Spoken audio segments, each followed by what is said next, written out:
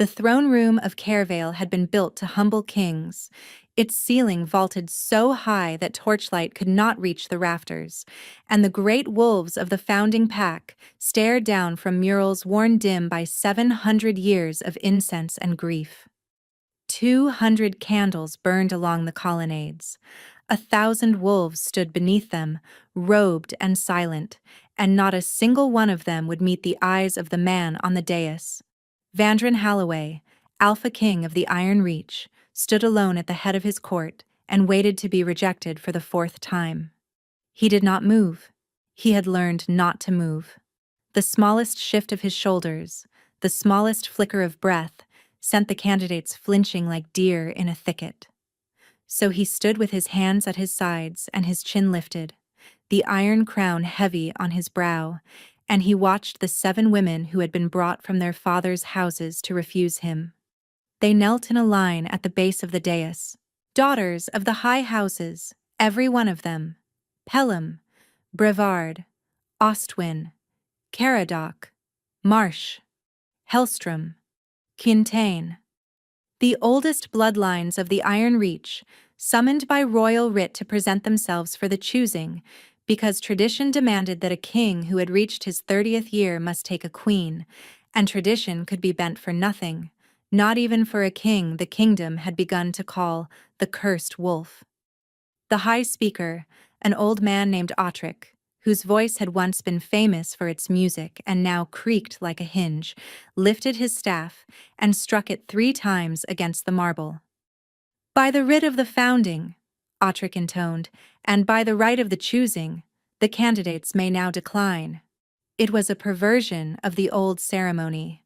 In the time of Vandren's grandfather, the candidates had stepped forward to be chosen from. Now they stepped forward to refuse, one by one, and the king was required by law to accept their refusal in silence. Vandren had drafted that law himself, 2 years ago. It was the only mercy he had been able to give them.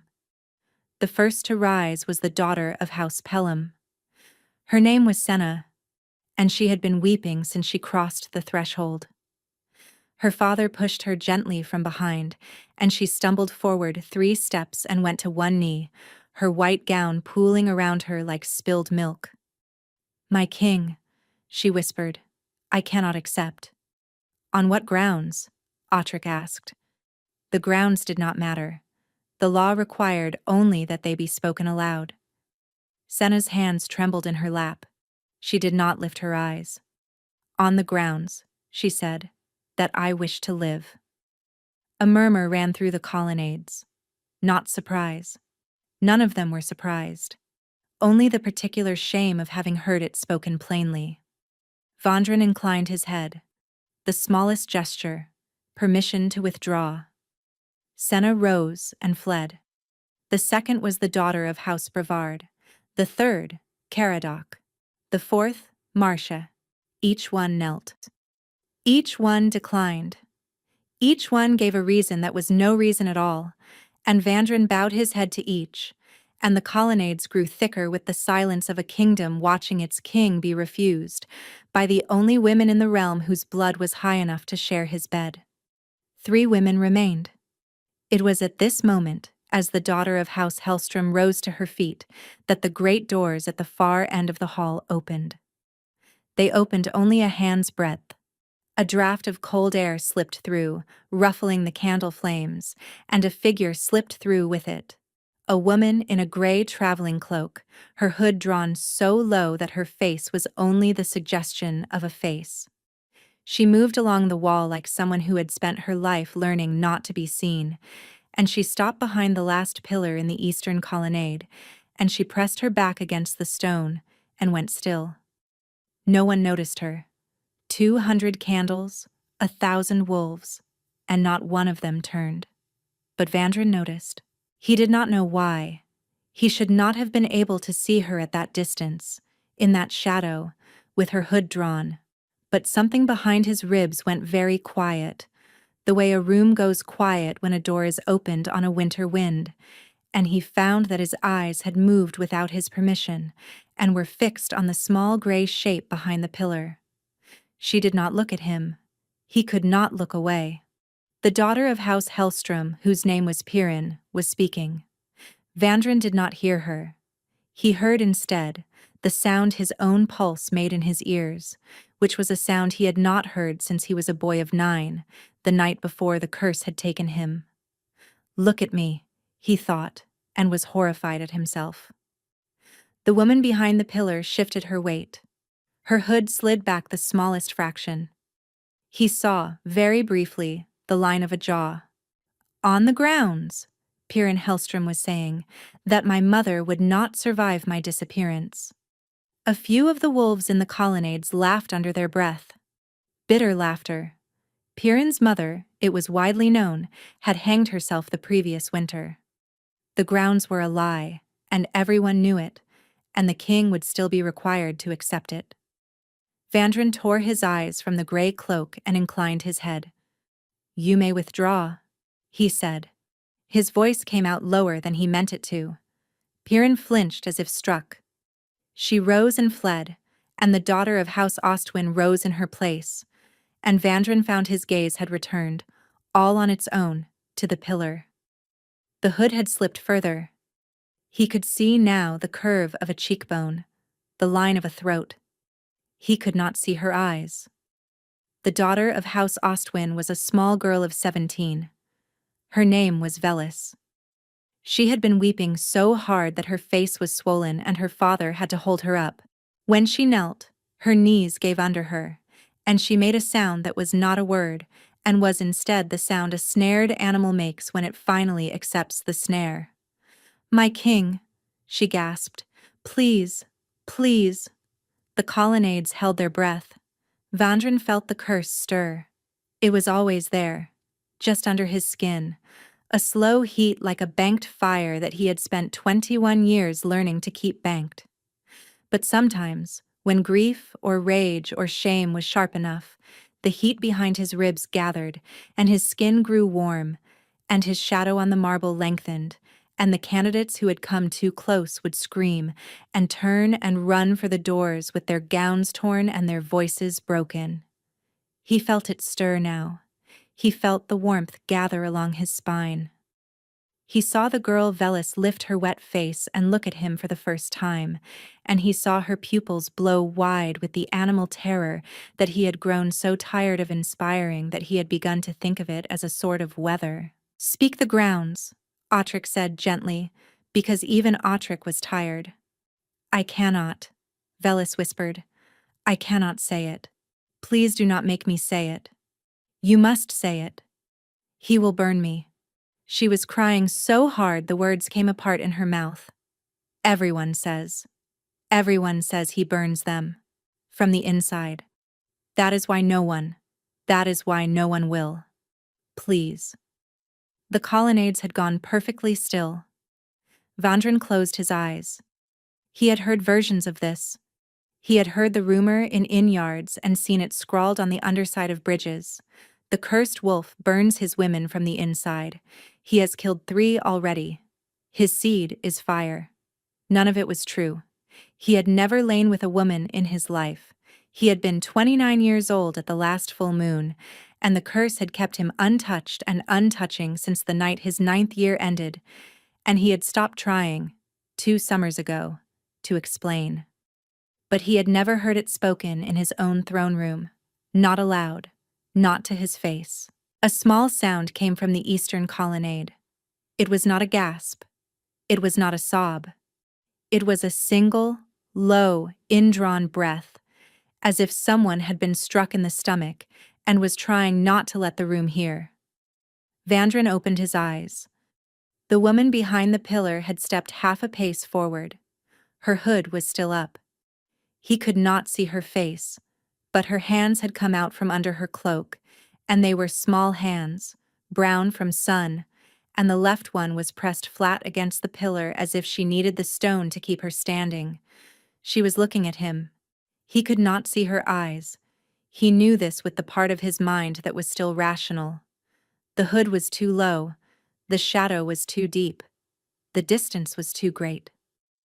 But she was looking at him, and he could feel it the way a sleeping man feels the dawn come up against his closed eyes. The curse stilled. It was the strangest thing. The banked heat under his ribs, which had been rising toward a flare, simply went quiet, as if it had heard something it recognized, as if it had been called by its true name. Vandrin forgot, for one whole breath, that he was the cursed wolf. He was a man, standing on a dais, and a stranger in a gray cloak was looking at him from behind a pillar, and the room around him had gone the kind of soft that he had not felt since his mother used to sing him to sleep. "Velis Ostwin," Autric said, somewhere very far away. "You must speak the grounds." "I cannot," Velis sobbed. "My king," Autric said. "She must speak the grounds, or the refusal cannot be entered." Vandrin did not answer. He was watching the pillar. The hood lifted just a fraction, just enough for the edge of the candlelight to catch on the underside of a chin and the parted line of a mouth. Then, slowly, slowly, as if she was stepping into deep water and could not be sure of the bottom, the woman in the gray cloak lifted her face. She looked at him. She looked him in the eyes. Vandrin Holloway, Alpha King of the Iron Reach, the cursed wolf, the man whom no woman in 7 kingdoms would consent to wed, looked back into a pair of eyes he had never seen before in his waking life, and felt, with the absolute certainty of a wolf who has heard his own true name spoken in the dark, that he had been looking for them since the day he was born. The candles in the colonnades guttered all at once, as if a great hand had passed over them. Then the great doors at the far end of the hall slammed open with such force that the bronze hinges screamed, and a man in the dust-streaked livery of the Southern Border Guard staggered into the throne room with blood on his hands and a sealed letter clutched against his chest, and he fell to his knees on the marble and gasped, my king, the riders have crossed the Vesh. They are inside the Reach. They are looking for her." And every wolf in the throne room turned, not toward the messenger, toward the eastern colonnade, toward the pillar, where a woman in a gray cloak was already running. Her name, though no one in the throne room of Caervale knew it yet, was Isolde Thornemere. She had been running for 11 days. She ran now through the colonnades of a king's hall, with the same economy she had used through swamp and pine wood, and the broken country south of the Vesh, head down, breath held, and weight on the balls of her feet. She did not look back. Looking back was for people who had time. She had used the last of her time the moment she had let him see her face. The northern corridor branched twice before the kitchens. She knew this because she had memorized the floor plan of Caervale Keep on the road, copying it from a peddler's almanac by the light of a tallow candle in the back of a hay cart, and she had been doing this kind of memorization since she was 11 years old, and she had gotten good at it. She took the first branch left. A serving boy with a tray of empty wine cups stared at her, open-mouthed. She did not stop. The second branch right, past a tapestry of the founding that was older than her grandfather, down 3 steps that she had to take in one stride to keep her speed. Behind her, a long way behind her, she could hear the King's Hall erupting. She did not let herself hear it. The herb store was where the almanac had said it would be. A small door, half hidden behind a curtain of dried sage, with a latch on the inside and a window that opened on the kitchen yard. She slipped through. She locked the latch. She crossed the room in 3 strides, opened the window, and was halfway out of it before she remembered, with the small, cold shock of someone realizing they have left a child behind, that she had forgotten to breathe out. She breathed out. She climbed onto the sill, turned, and dropped into the yard. The yard was empty. It was the dinner hour, and the undercooks had gone in to serve. A single dog, a long-bodied gray hound chained to the spit house, lifted its head and looked at her. It did not bark. It put its head back down, slowly, as if it had decided she was not its problem. Isolde crossed the yard. She did not run. Running in a yard would draw eyes. She walked the way a kitchen girl walks when she has been sent on an errand she does not want to do, and she went out through the postern gate, and she was 3 streets into the lower city before her knees gave under her, and she had to lean against a cooper's wall to keep from falling. 11 days. 11 days of not stopping. And she had stopped now, in a king's city, after looking a king in the eyes. She pressed her forehead against the cool wood of the cooper's wall and closed her eyes and tried, for the first time since she had crossed the Vesh, to think. She had not meant to look at him. That was the thing she would have to come back to later, when she had time to be honest with herself. She had not meant to. The plan had been simple. Slip into the throne room during the choosing, when every guard in the keep would be watching the dais. Stay in the eastern colonnade, where the shadows were deepest. Wait until the ceremony broke, and then move with the dispersing crowd toward the upper galleries, where the almanac said there was a forgotten passage that led to the old aqueduct, which led to the river, which led, eventually, to the sea. The plan had not included looking at the king. The plan had especially not included the king looking back. Isolde pressed her palm against her mouth. She had seen, in that single stretched moment when their eyes had met, a great many things she did not know what to do with. She had seen a man who was very tired. She had seen a man who had not been touched in a long time. She had seen, beneath those things, something that had risen up inside her chest like an answering bell, and she did not know what the bell was, and she was afraid to find out. She had heard the rumors about him. Everyone in the 7 kingdoms had heard the rumors. The cursed wolf, the burning king. He killed his bride on the wedding night, and his second bride in the carriage on the way to the wedding, and his third bride before she could even leave her father's house. The rumors disagreed about the number, but they agreed about the principle. No woman could lie with him and live. She had also heard, because she had been raised by people who taught her to listen for the edge of a story, the things that the rumors did not say. That he had taken the throne at 22 and refused, at his coronation, to execute the bondsmen of his father's enemies. That he had personally ridden, in the Great Famine, to every village in the Iron Reach to oversee the distribution of the king's grain. That he had drafted with his own hand the law that allowed the high house daughters to refuse the choosing, when no king before him had ever permitted such a thing. She had heard, in other words, that the cursed wolf was not what the rumors said. And then she had looked into his eyes, across 200 candles and 1,000 wolves, and she had felt the bell ring inside her chest. And now she was leaning against a cooper's wall in his city, with her plan in pieces, and her hands shaking. She straightened. She could not stay against the wall. The riders had crossed the Vesh. The messenger in the throne room had said it plainly, and she had heard him through the floor of her own panic, and she knew what it meant. They had found her track. They had ridden it down. They were inside the Reach now, and they were not bound by the Reach's laws, and they would kill her in a doorway and walk over her body without slowing. She had to get to the aqueduct. She pushed off the wall and made her legs move.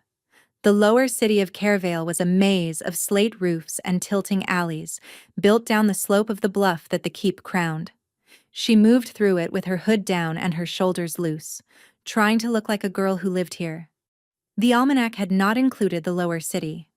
She was guessing now, by the slope of the streets, and the angle of the late sun, and she was guessing wrong twice before she saw the public well, that the almanac had said marked the corner of the Cooper's Lane. She turned. She walked another 3 blocks. She found, at the end of a dead-end alley, the iron grate that the almanac had said would let her into the old aqueduct.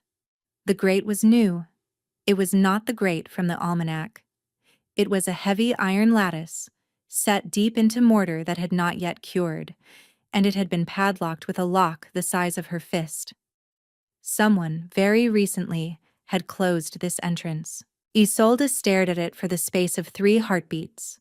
Then she turned and walked, slowly, back the way she had come, and she did not let her face change, because in the alley behind her, Leaning against the wall with his arms folded and a smile that had nothing kind in it, was a man she had hoped never to see again. His name was Carrick Vell. He had taught her, once, when she was 11, how to carry a knife in her boot without limping. He had been the closest thing she had to a teacher, in the years before her mother died. "Hello, little Wren," he said, in the voice he had used to tell her bedtime stories. "You have led us such a chase." Isolde did not run. Running here, in a dead-end alley, with Carrick between her and the only mouth of the street, would have been a child's mistake, and Carrick had taught her not to make children's mistakes when she was still young enough to be a child. She walked instead, until she was 4 paces from him, and she stopped, and she let her hands hang loose at her sides where he could see them. "Carrick," she said. "You should not have crossed the Veche," he said. "Your mother was very clear. North of the Veche was the limit.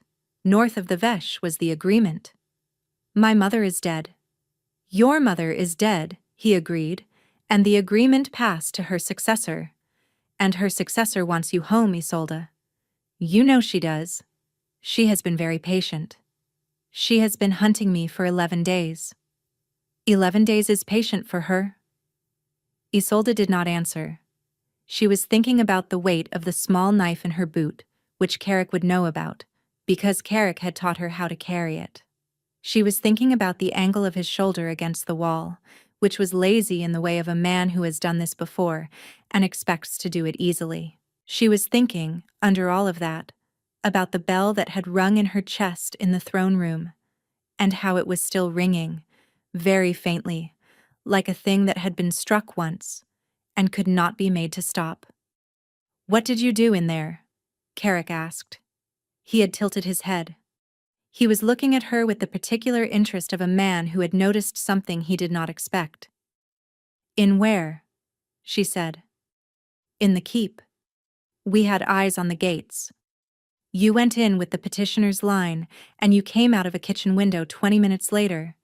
And in between, something happened. Something rang the bells." She did not let her face change. "There were no bells." "There were bells in me," Carrick said softly, and tapped the place over his heart. "All the way down here. You did something in there, little Wren." "What did you do?" "I walked through a hall." "You walked through a hall?" "Yes." He smiled. "You were always such a poor liar," he said, "for a girl raised by what raised you." He came off the wall.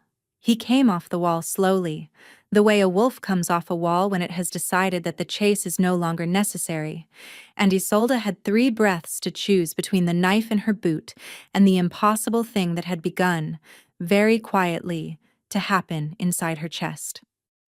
The bell had not stopped ringing. It had, in fact, been growing louder. Since the moment she had stepped into the alley. Since the moment she had turned and seen Carrick. Since the moment she had understood, with the cold understanding that had kept her alive for 11 days, that she was about to die in this alley unless something changed. The bell was not a bell. It was a presence. It was the shape of someone, pressed up against the inside of her ribs, as if a man had laid his hand against the other side of a thin wall, and she was feeling, through the wall, the exact heat and weight of his palm. She knew, without knowing how she knew, whose palm. She turned her head, because she could not help it, and looked back down the alley toward the great dark shape of the keep on its bluff. The sun was low. The keep was a black silhouette against the bruised gold of the sky. He was looking for her. She felt it the way she would have felt a hand closing on the back of her neck. He was looking for her, and he was very close, and he was coming. Carrick had paused. He had felt something too, perhaps, or seen the change in her face. "Isolde," he said, and his voice was different now, less amused. "What is it you are not telling me?" She turned back to him. "Carrick," she said, "run." He blinked. "What?" "Run," she said again. "Now, while there is still time." His smile came back, but it was thinner. "Little Wren." The mouth of the alley darkened. A shape was standing in it. A very large shape. A man, in the long black coat of a king who had ridden out of his own throne room without stopping for a cloak, and behind him, fanned out across the street, so that no one in the alley could leave it, were 6 wolves, with their heads low, and their eyes the color of old copper. Vandrin Holloway stepped into the alley. He did not look at Isolde. He looked at Carrick Vell, and the temperature of the alley dropped. "Step away from her," the Alpha King of the Iron Reach said quietly, "or I will have you taken apart where you stand, and they will not even find your teeth." Carrick Vell was not, by trade or by nature, a coward. He had ridden 3 campaigns under the banner of the woman who had raised Isolde, and he had killed 11 men in single combat, and he had walked, once, into a witch's house at midwinter to settle a debt, and walked out the same night with the witch's heart in a jar. He was 34 years old. He was a wolf of pure southern blood, and he had been told, since his first shift, that fear was a mistake other men made. He felt fear now. It came up from his stomach, cold and wet, and he had to lock his knees to keep from stepping back. He had heard, like everyone else, the stories about the cursed wolf. He had laughed at them in tavern yards, the seed of fire, the burned brides, the king who could kill with a glance. He had laughed because he was a wolf of pure southern blood, and wolves of pure southern blood did not believe in northern fairy tales. He stopped laughing. The man at the mouth of the alley was not a fairy tale. The man at the mouth of the alley was wearing a long black coat and a face that had decided something. And the air around him was wrong in a way Carrick could not name, the way the air is wrong above a forge before the iron is drawn. "My lord king," Carrick said, and his voice was steady, because his voice had always been the last thing to betray him. "You have made an error. This girl is a runaway from the southern houses. She is bound by contract to my mistress. I am within my rights to retrieve her. Step away from her. My lord king, the contract is older than the Reach's compact with the South. If you interfere, step away from her." Vandrin had not moved. He had not raised his voice.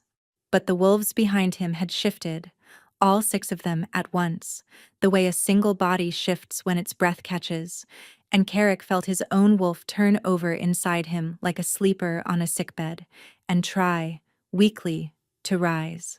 He could not let his wolf rise. Not here. Not in front of this. "I will go," he said. "I will go, my lord king, and the matter of the girl will be referred to the Southern Compact, and—" "You will go," Vandrin said, "without her." "My lord." "You will go," Vandrin said, "without her. And you will tell whoever sent you that the next rider who crosses the Vesh in pursuit of this woman will be sent back across it in pieces small enough to fit in a saddlebag, and you will tell her, your mistress, that I know her name now. I did not know it an hour ago. I know it now. Tell her I know it." Carrick did not ask how the King of the Iron Reach had learned, in less than an hour, the name of a woman whose name was not spoken aloud even in her own household. He had stopped asking questions. He was using his remaining attention to back, very slowly down the wall. "Isolde," he said, without looking at her, because looking at her now would have cost him the wall. "Little Wren, whatever this is, you should know that she will not stop. She will not ever stop. There is no place in 7 kingdoms." "There is one," Vandrin said. He had still not looked at Isolde. "There is one place," he said, "in 7 kingdoms, where she will not reach. And it is the place this woman is now standing. Tell your mistress that also." Carrick reached the corner. He paused there, one hand on the brick. "My lord king," he said, almost gently, "you do not know what you are taking into your house." Vandrin turned his head finely and looked at him. Carrick fled. He did not run. He had too much pride for that.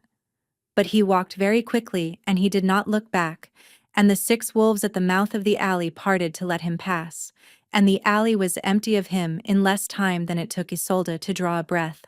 Then the king and the runaway were alone, except for the wolves, and the alley was very quiet, and Isolde, who had been holding her body in the particular braced way that she had been holding it for 11 days, felt something inside her chest unlock, and she sat down, suddenly, hard, on the cold stones of the alley floor. Vandrin came toward her. He came toward her slowly, which she would understand later was a kindness. The kindness of a man who had spent his whole adult life learning that he frightened people and was trying not to frighten her. He stopped 6 paces away. He went down then, on one knee, on the alley stones, so that his face was lower than hers. "My lady," he said. His voice, this close, was different than it had been in the throne room. In the throne room, it had been the voice of a king. Here it was lower and quieter, and there was a roughness in it that she did not know how to read. "I am not your lady?" she said. "No," he agreed. "Not yet. But you are not what that man called you either. Little Wren? A runaway." She laughed. It came out cracked.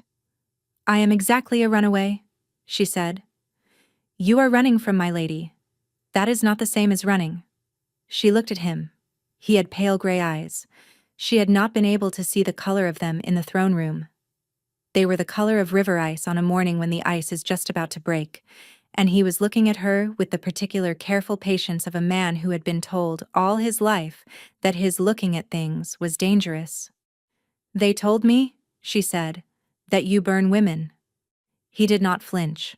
She watched for the flinch. It did not come. "Yes," he said. "They tell everyone that." "Is it true?" "No."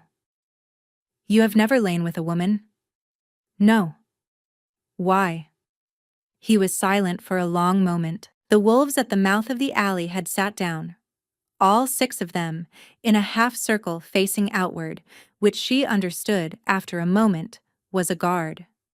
They were guarding the alley while their king knelt in it. "Because the curse on me," Vandrin said slowly, "is not what they think it is. It is not a thing in my body. It is a thing in my blood. It was put on the Holloway line 9 generations ago, by a woman my great-great-grandfather wronged, and it is the simplest curse in the world, my lady. It is this. Until the king of the Holloway line is recognized by his true mate, his touch will burn what it touches.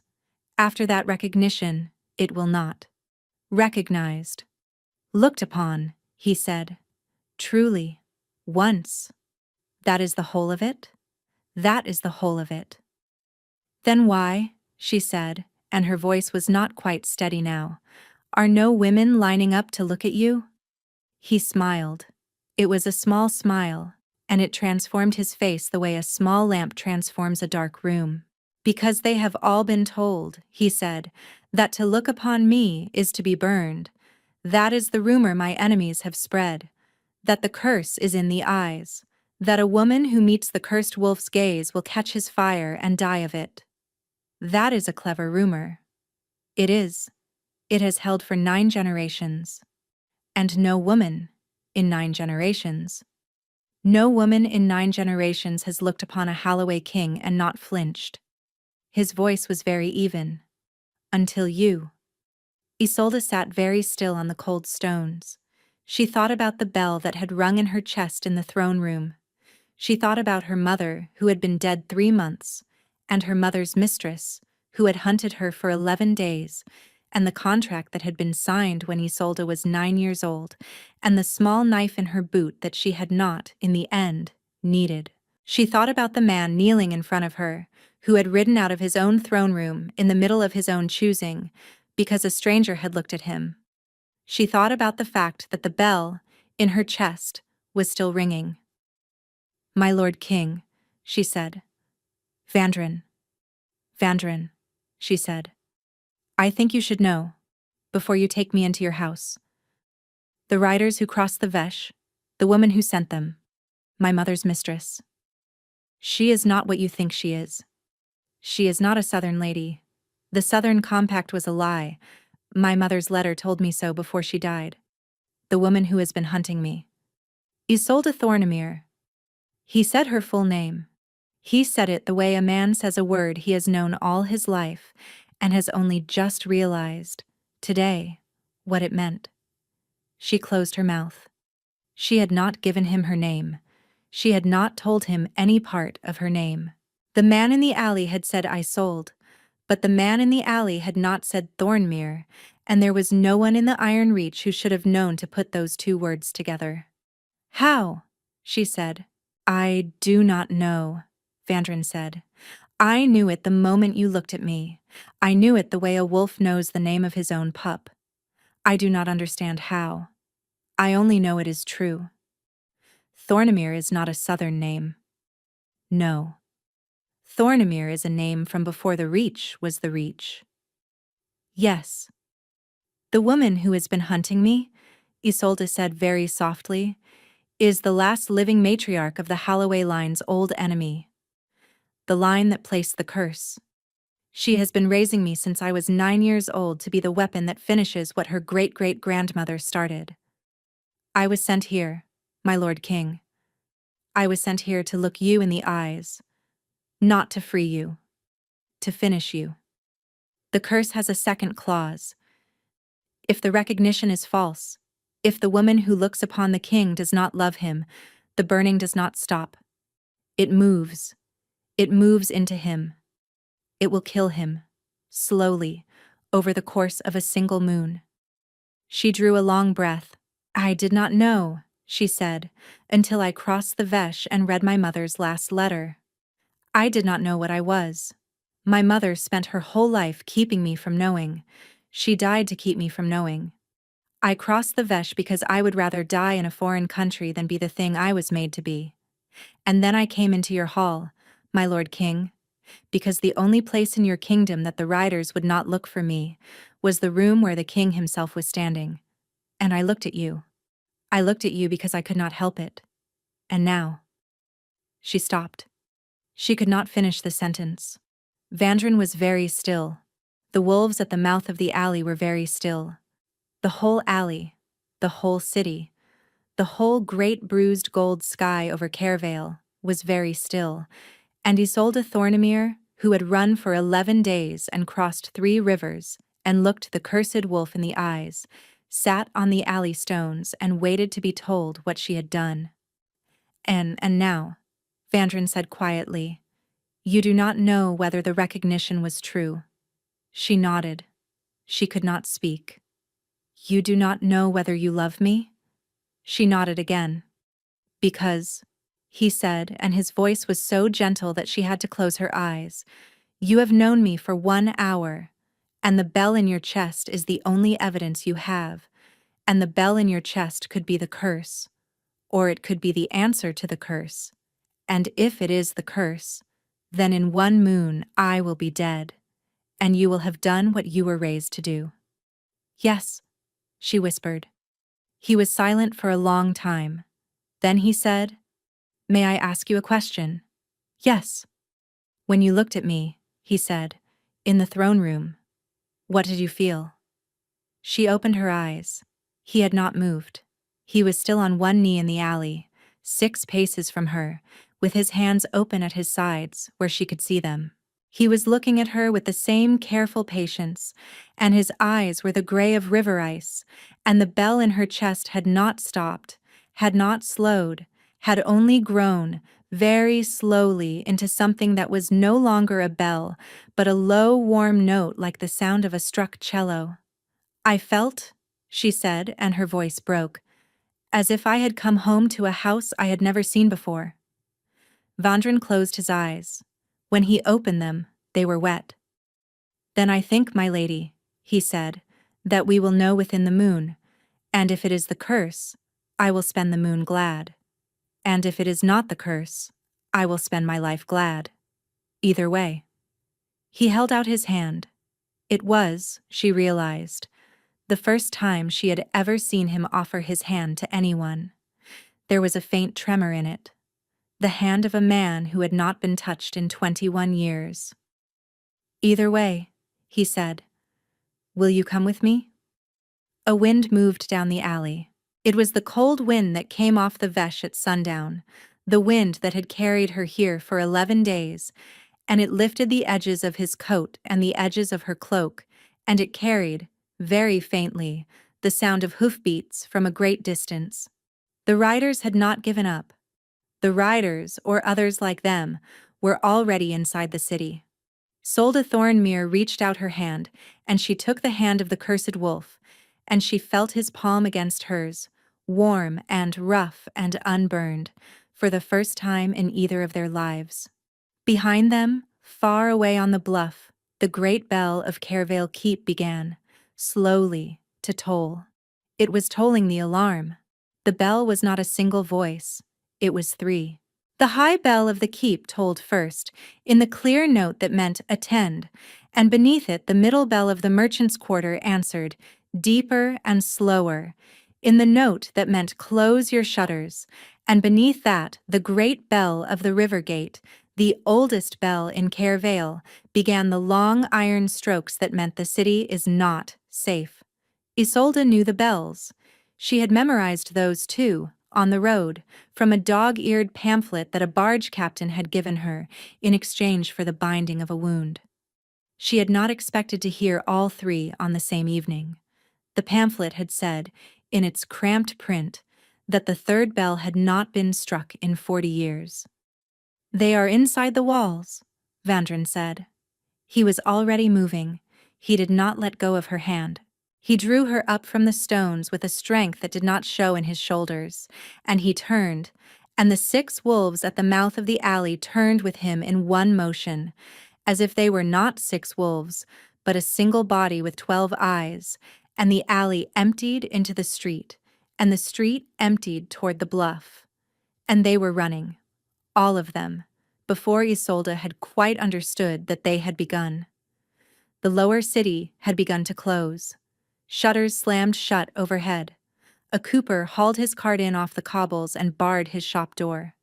Somewhere, a child was crying, the steady, startled crying of a child who has seen its parents go pale. The wind off the Veche had stiffened. It carried the smell of horse sweat, and something else. Something faintly chemical that Isolde recognized after 3 breaths, and which made her stumble. "Wolf's root," she gasped. Vandren did not slow. "What?"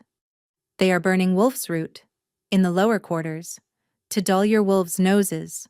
They have done this before, in the south." He did not ask her how she knew. He did not ask her how she could be certain. He simply lifted his free hand, made a small economical gesture that she did not understand, and the wolf nearest his right side broke from the formation and bolted down a side street with its tail low, carrying the message to wherever the message was carried. "They will not catch the scent of the riders," she said, "not while the wolf's root is burning." "Then we do not need their noses tonight," Vandren said. "We have something better." "What?" "You." She nearly missed her step. He steadied her without breaking pace. "Me?" she said. "They are not hunting in random patterns, my lady. They are hunting you. They will go where you are. We do not need to find them. We need only to bring you somewhere they cannot follow, and they will come to that place, and we will be waiting. Where I am cannot be followed." "The keep." "The keep is where I just left."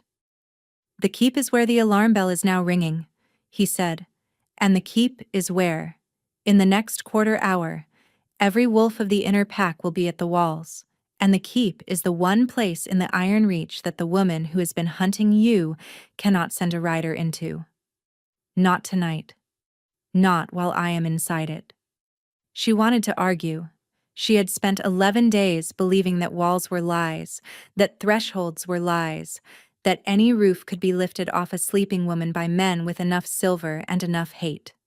She did not argue. She had used up her arguing, somewhere on the road, and she let him pull her up the long climb of the keep road, with her breath ragged in her chest and the bell tolling above them, and the bell of the merchant's quarter tolling below. Halfway up the bluff, She understood that she was being carried. He had not picked her up. There had been no word about it, but her feet were no longer quite finding the stones, and his arm was no longer quite holding her hand. It was around her waist, lifting her, and her cheek was against the wool of his coat, and she could feel, through the wool, the slow, heavy beat of his heart, which was a heart that was running too, but in a different rhythm than her own, like two horses keeping pace down the same road. She did not protest. She had not been carried since she was 7 years old. "My Lord King," she said, into the wool of his coat. Vandrin. Vandrin. I am very tired. I know. I do not know if I can do whatever it is you mean to do tonight." "You will not have to. I will if it is needed." "It is not needed," he said, "and it will not be needed, and you will sleep tonight under the only roof in the Iron Reach that I can promise you, and you will sleep the whole night, and in the morning we will see what is to be done." "I have not slept a whole night in 11 days. "I know." "How do you know?" He was quiet for a long moment. She felt the rhythm of his stride change as he took the last steep turn before the keep gate. "Because," he said, "I have not slept a whole night in 21 years, and I know the weight of a body that has not slept. I know it the way I know my own name." She closed her eyes. The keep gate opened ahead of them.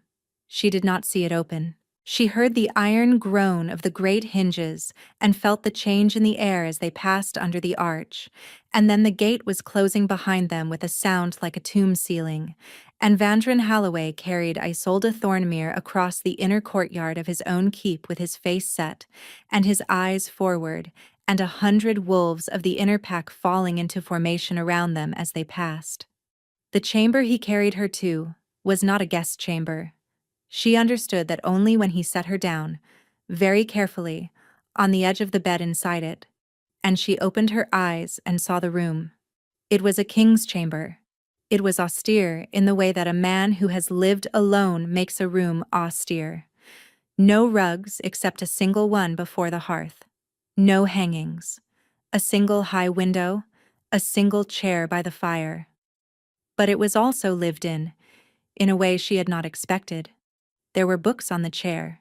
There was a wooden bowl on the mantel with 3 river stones in it, the kind of stones a child collects.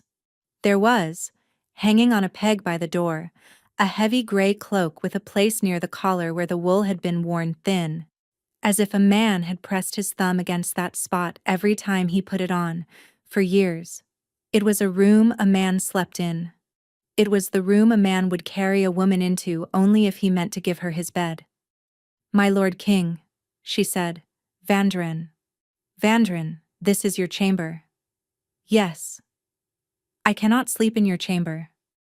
"You will sleep wherever you choose to sleep, my lady, but this is the only room in the keep I trust tonight."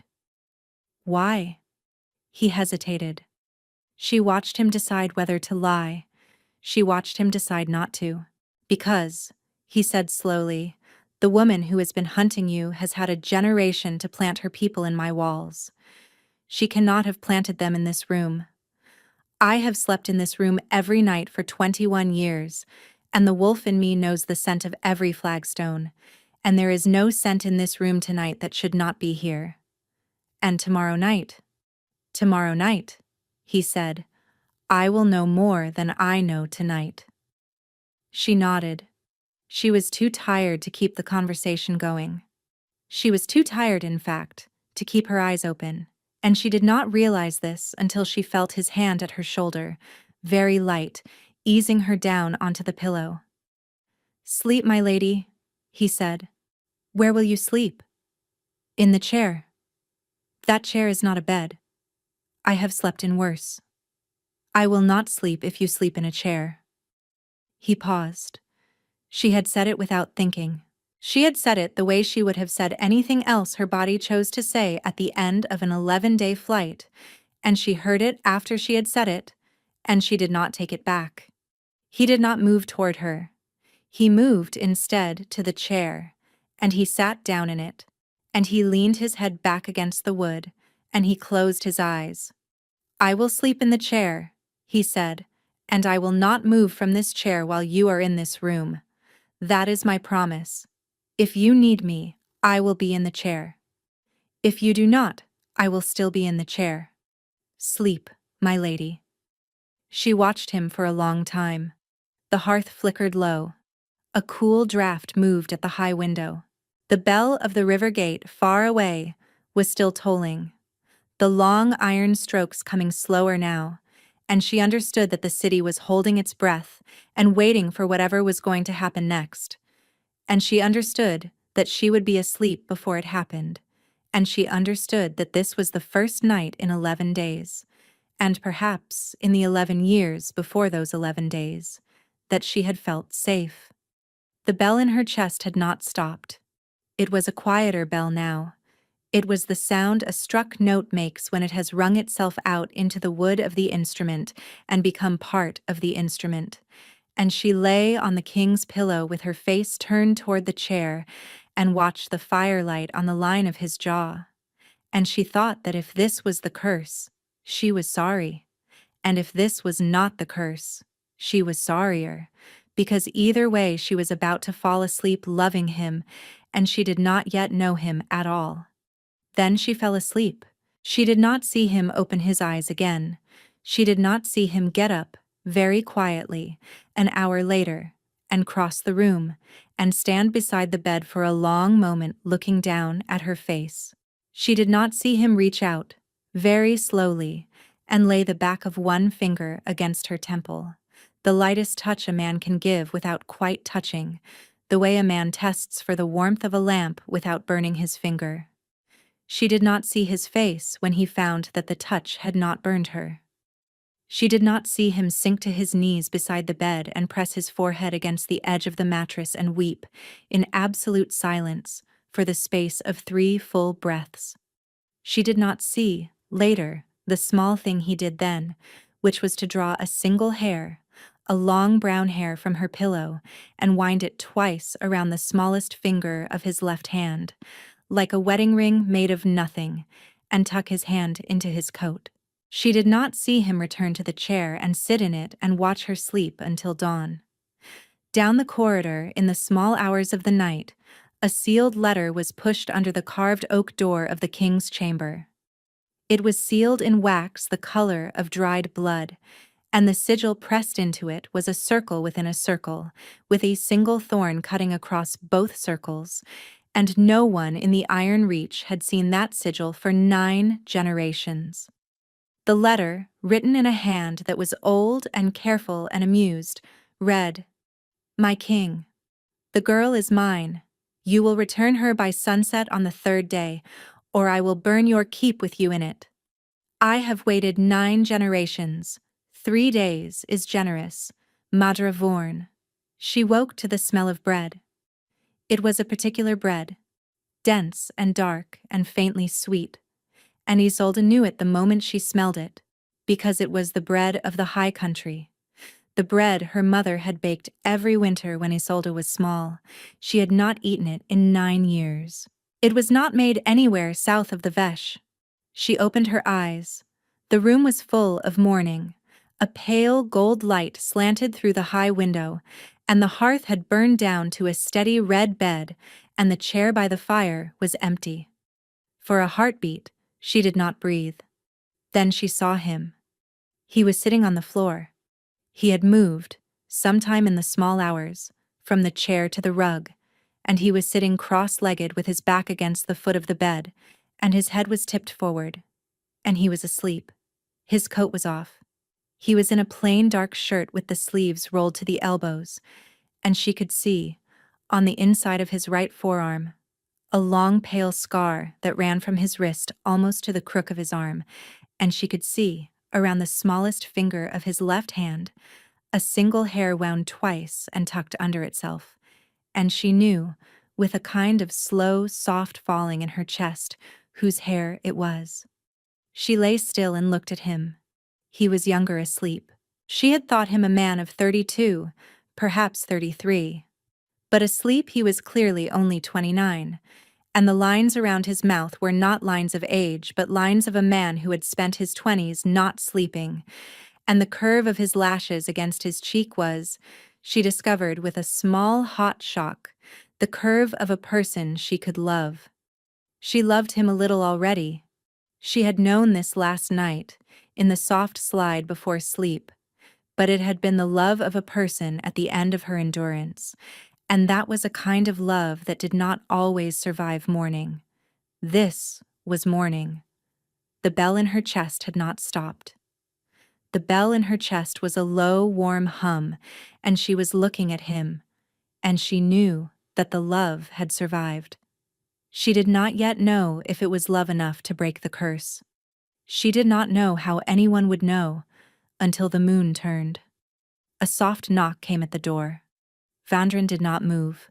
The knock had been pitched to a frequency that would not wake him, and Isolde realized, with the part of her mind that had been trained since girlhood to read household systems, that this was a household that had learned, over 21 years, how not to wake its king when its king had finally slept. She sat up. She drew the coverlet around her shoulders. She crossed the rug on bare feet, opened the door a hand's breadth, and looked into the face of an old woman with iron gray hair and a tray. The woman did not gasp. She did not curtsy. She looked at Isolde with a steady considering look and said, in a voice pitched to the same low frequency as the knock, "My lady, I am Henrika Boole. I am the king's keeper of the chamber. May I come in?" "He is sleeping," Isolde whispered. "I know, my lady, that is why I have come quietly. I have brought breakfast for two. I will leave it on the table by the hearth and withdraw." Isolde stepped back. Henrika came in. The old woman moved through the chamber with the particular silent efficiency of someone who had been moving through this chamber, in silence, for a long time, and she set the tray down on the table by the hearth and turned and looked, briefly, at the place on the rug where Vandren was sleeping, and her face did something Isolde did not know how to read. "He has not slept on a floor in 21 years, Henrika said quietly. "Not since he was 9. "I am sorry," Isolde said. "You are not sorry. You should not be sorry. I am only telling you, my lady, so that you understand what last night was." Henrika turned to leave. At the door she paused. "My lady." "Yes. There is a letter. It was pushed under the door in the 3rd hour. I have not opened it. The wax is a wax I do not know. I will leave it on the tray. The king will wish to see it the moment he wakes." She held out the letter. Isolde took it. The wax was the color of dried blood. The sigil pressed into it was a circle within a circle, with a single thorn cutting across both circles, and Isolde knew the sigil, because it had been drawn on the wall above her bed in the house she had been raised in, every winter, every spring, every summer, every fall, every year of her life, until she ran. "I know this seal," she said. "I thought you might, my lady. It is the seal of the woman who raised me. I thought it might be." Isolde looked at Henrika. Henrika looked back. Henrika's face was calm and old and very tired, and there was, in the corner of her mouth, the faint flicker of a woman who had been holding her own counsel for a very long time and was beginning perhaps to be ready not to. "Henrika," Isolde said. "Yes, my lady." "How long have you served in this keep?" 41 years, my lady." "You served the king's father." "Yes." "You served the king's grandfather." "For the last 3 years of his life, yes." "Have you ever, in 41 years, seen the seal that is on this letter?" Henrika was silent for a moment. "Twice," she said. "The first time was the night the king's mother died. The second time was the night the king's father died. Both letters were burned before they could be read.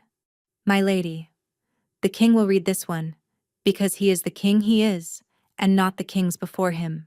But I will tell you, since you have asked me, that the previous 2 letters with that seal preceded the deaths of the people they were sent to by, in the first case, 4 hours, and in the second, 2 days. Isolde's hand was very still on the letter. "Thank you, Henrika." My lady, go now. Please. Henrika went. Isolde stood with the letter in her hand and watched the rise and fall of Vandren's breath against the foot of the bed, and she made a decision. She crossed to the hearth. She lifted the iron poker. She slid the letter, sealed and unread, into the hot bed of the fire. It caught at once. The wax flared briefly green, which was a color wax should not flare, and then the paper curled and blackened and was gone, and the green light in the fire went out. And Isolde stood with the poker in her hand and her heart hammering and a small, fierce satisfaction in her chest that she had not felt in 11 days. She had done something. She had done something instead of being done to. It was the first thing. You should not have burned that, Vandren said behind her.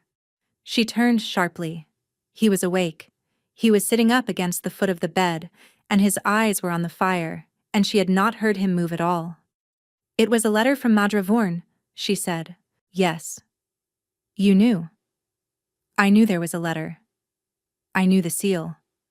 Henrika brought me word at the second hour. Then you knew what it would say. I knew what it would threaten. I did not know what it would offer. It offered nothing. Henrika told me. The previous letters with that seal preceded the deaths of 2 queens. It was not a letter to be read. It was a letter to be read, Vandren said quietly, and burned afterward. There may have been names in it. There may have been a date. There may have been the location of the riders inside the city. By burning it unread, my lady, you have spared me the offense and cost me the information. Isolde lowered the poker. She had not thought of this. She had thought of the green flare and the sigil and the satisfaction. She had not thought of the information. I am sorry, she said. Do not be sorry. I have made a mistake. You have made a choice. He was looking at her now, not at the fire, and his eyes were the same gray as last night but a softer gray in the morning, the gray of a river under sun. There is a difference, Isolde. A mistake is when you do not know what you are doing. A choice is when you do, and you do it anyway. You did it anyway. I did it because I did not want her words in this room. That is a reason. It is not a strategic reason. It is a reason, he said, and reasons that are not strategic are sometimes the only kind of reasons worth having. He rose. He rose stiffly, the way a man rises who has slept on a floor at 29 after 21 years of sleeping in a bed. He came toward the hearth. He stopped 2 paces from her. My lady, Vandren, will you eat with me? She looked at the table by the hearth, where Henrika had set the tray. 2 bowls of broth, a loaf of the dark high country bread, sliced, a small pot of pale honey, 2 cups, a pitcher of something steaming that smelled of bark and pepper. You knew I was from the high country, she said. I knew it from the way you spoke the name Thornmere, he said. You softened the M. That is a high country softening. It is not a southern softening. I had Henrika sent to the high country baker in the merchant's quarter at the 4th hour. You sent for high country bread for me. Yes. At the 4th hour of the night. Yes. She sat down at the table. She did not trust herself to stand any longer. He sat across from her. He did not eat. He waited until she had eaten, and only when she had eaten did he break a piece of the bread for himself. And as the steam rose from the cup between them, he began quietly to tell her about the curse the way she had not yet heard it. He told her about the night his 9th year had ended, about the small kitchen burn that had refused to heal because his hand, at 9, had begun to do what his blood had long been promising it would. About his mother's face when she understood. About the year of small fires after that, the year his mother had spent teaching him to keep his hands behind him, to keep his shoulders still, to keep the heat in his chest banked beneath ribs he was not yet old enough to call ribs. He told her about the day, 12 years later, when he had been 21, and his wolf had risen for the first time inside the keep, and the heat in his chest had gone with it, and a wing of the lower hall had filled with a thin smoke that no man could account for. The keep had not burned, but the rug in his chamber had charred at one corner where his wolf paw had stood. He had not let himself shift indoors since that day. 9 years of carrying his wolf folded under his skin, the way a man carries a banked forge across a long road. "That is why," he said, "I keep the chamber I keep. That is why there are no rugs except the one. That is why I sleep alone and have done since I was 21. The fire is not in my hand the way the rumor says. The fire is in my hand only when I touch what is alive. But heat is heat, my lady. And heat in a wooden building is a thing to be careful of." She listened. She did not interrupt. She watched his hands wrap around the cup and saw, with the clean, slow seeing of a person who had finally slept, that he was a man who had been alone for 21 years and was, this morning, not alone, and that the not alone of it was almost more than he could carry. "Vandrin," she said when he was done. "Yes. Thank you for telling me. Thank you for listening." They had not yet finished the meal when the second knock came at the door. It was not Henrika's knock. It was a louder knock, 3 sharp strokes, and it was answered before Vandrin had risen, by the door opening on its own, and a man stepping through it without invitation.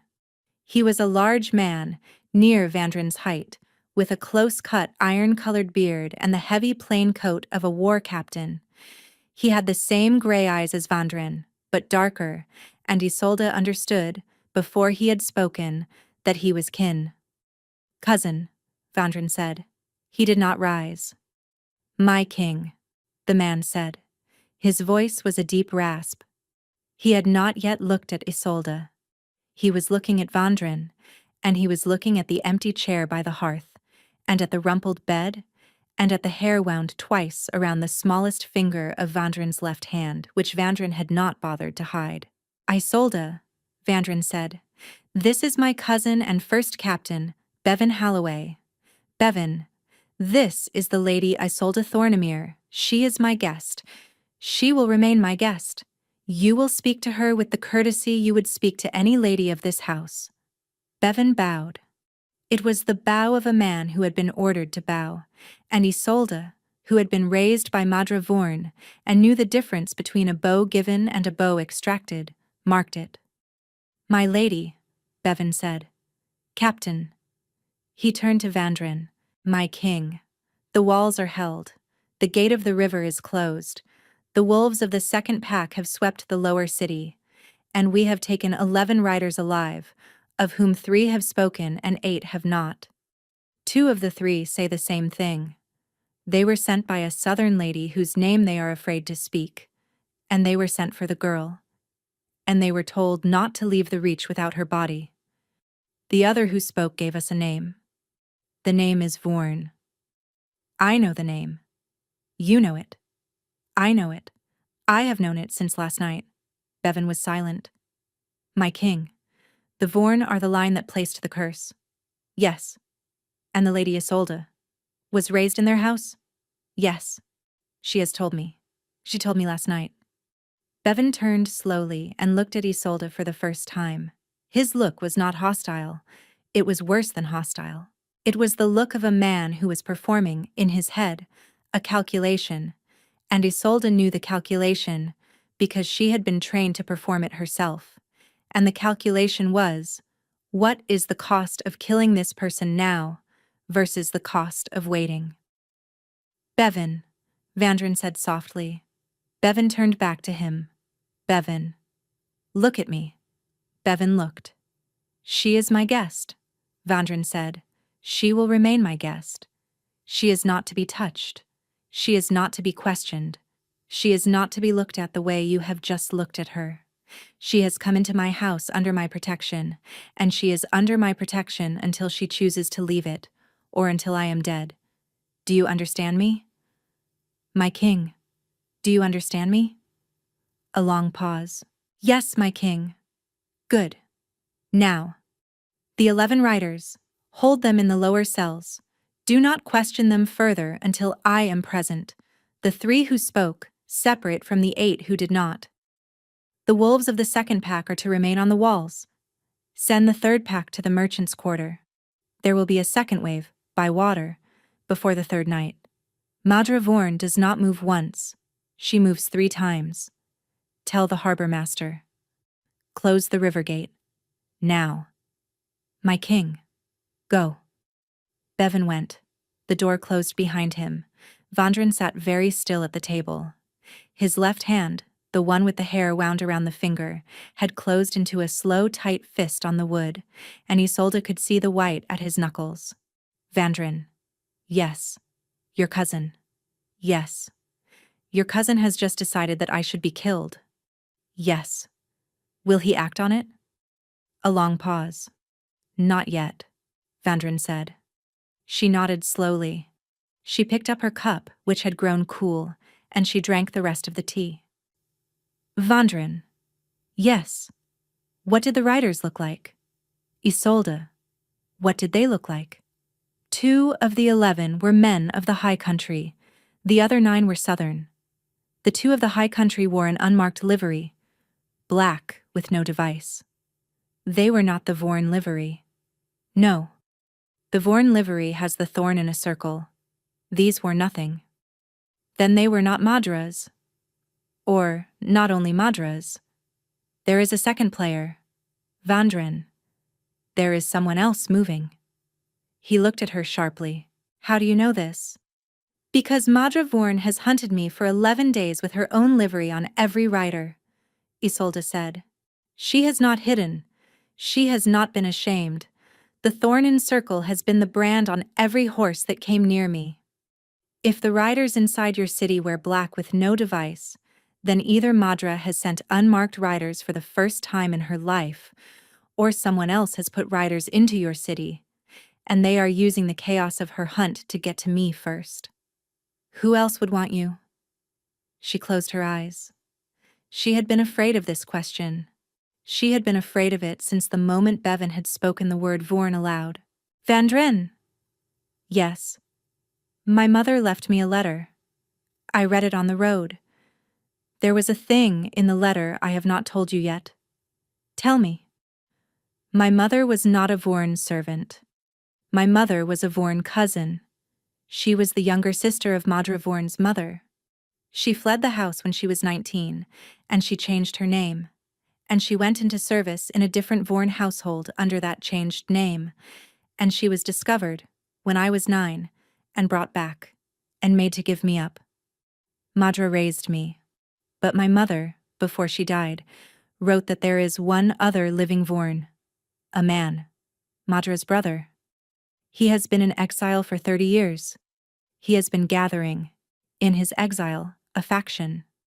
He believes Madra is too cautious. He believes the curse should have been finished a generation ago. He believes I am the weapon, and he does not believe Madra should be the one to wield me. His name? Orlan. Orlan Vorn. Yes. Vandren sat back in his chair. So, he said quietly, we have not one enemy in this room. We have 2. And they are racing each other for you.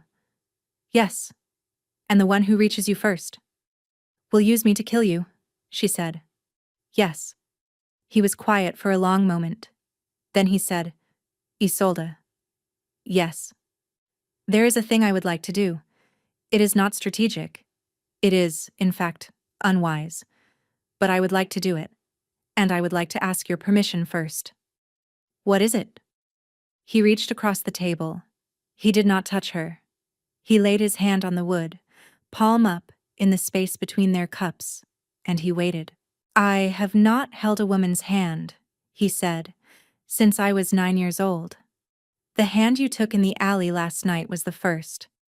I would like, if you will allow it, to hold yours again. In daylight. Without the alarm bells. While we are eating bread together. So that I will remember, if the next 3 days go badly, that I held it once in the morning, by a fire, with a woman who knew my name. Isolde reached across the table. She put her hand in his. His palm was warm and dry and unburned, and the bell in her chest, which had been a low warm hum, rose very softly to a clear single note, the way a bell rises when a hand rests, deliberately, on its rim. They sat that way for a long time. The hearth shifted. The bread cooled. A cool draft moved at the high window.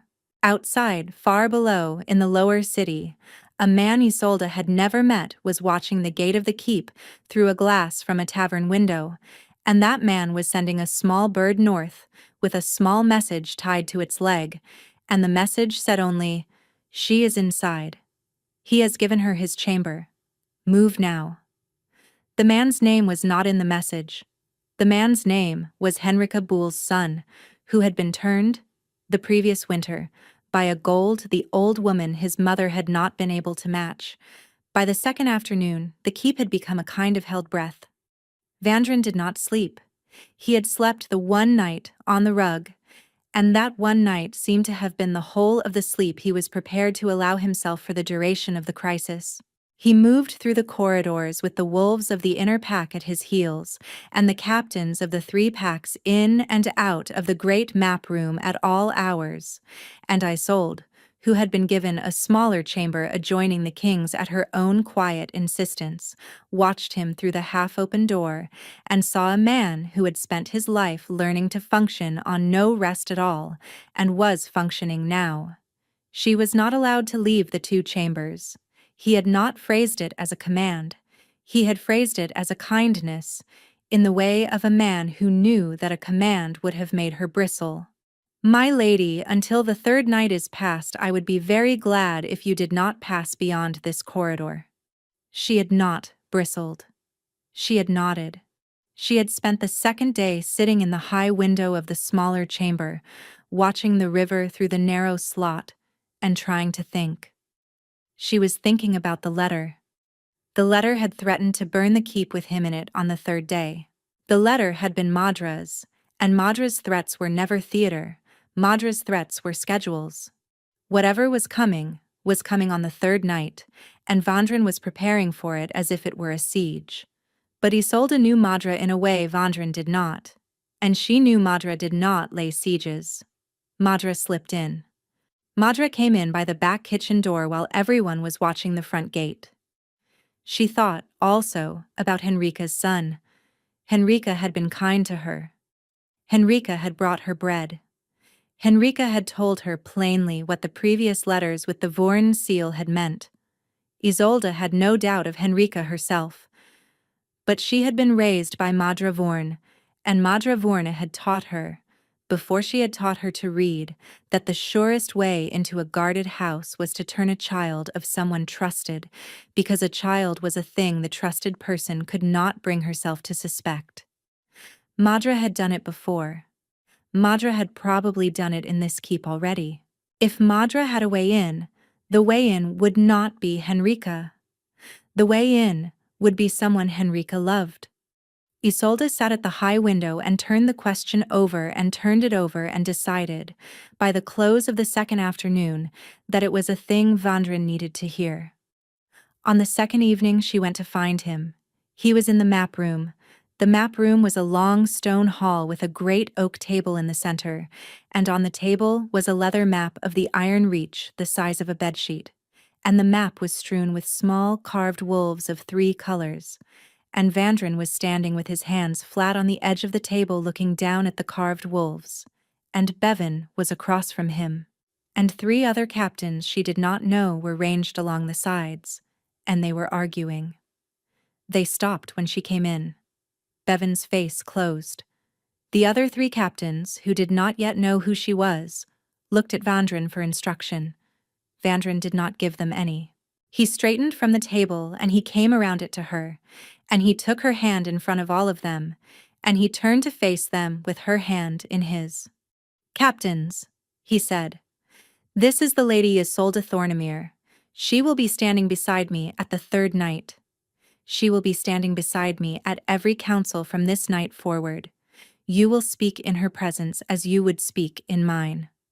Bevan's jaw set. "My king." "Yes, Bevan." "With respect." Yes. You have known this woman 2 days.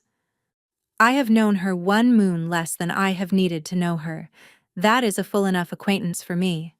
Continue with your objection if you have one. Bevan was silent. The 3 other captains looked at one another, and then at the table. The oldest of them, a woman with a long gray plait and a face like weathered teak, made a small sound that was almost a laugh. Well, the woman said, I had wondered what it would take to crack you, my king. I am glad to know. Thank you, Captain Dorothy. Welcome, my lady, Dorothy said to Isolde, and inclined her head.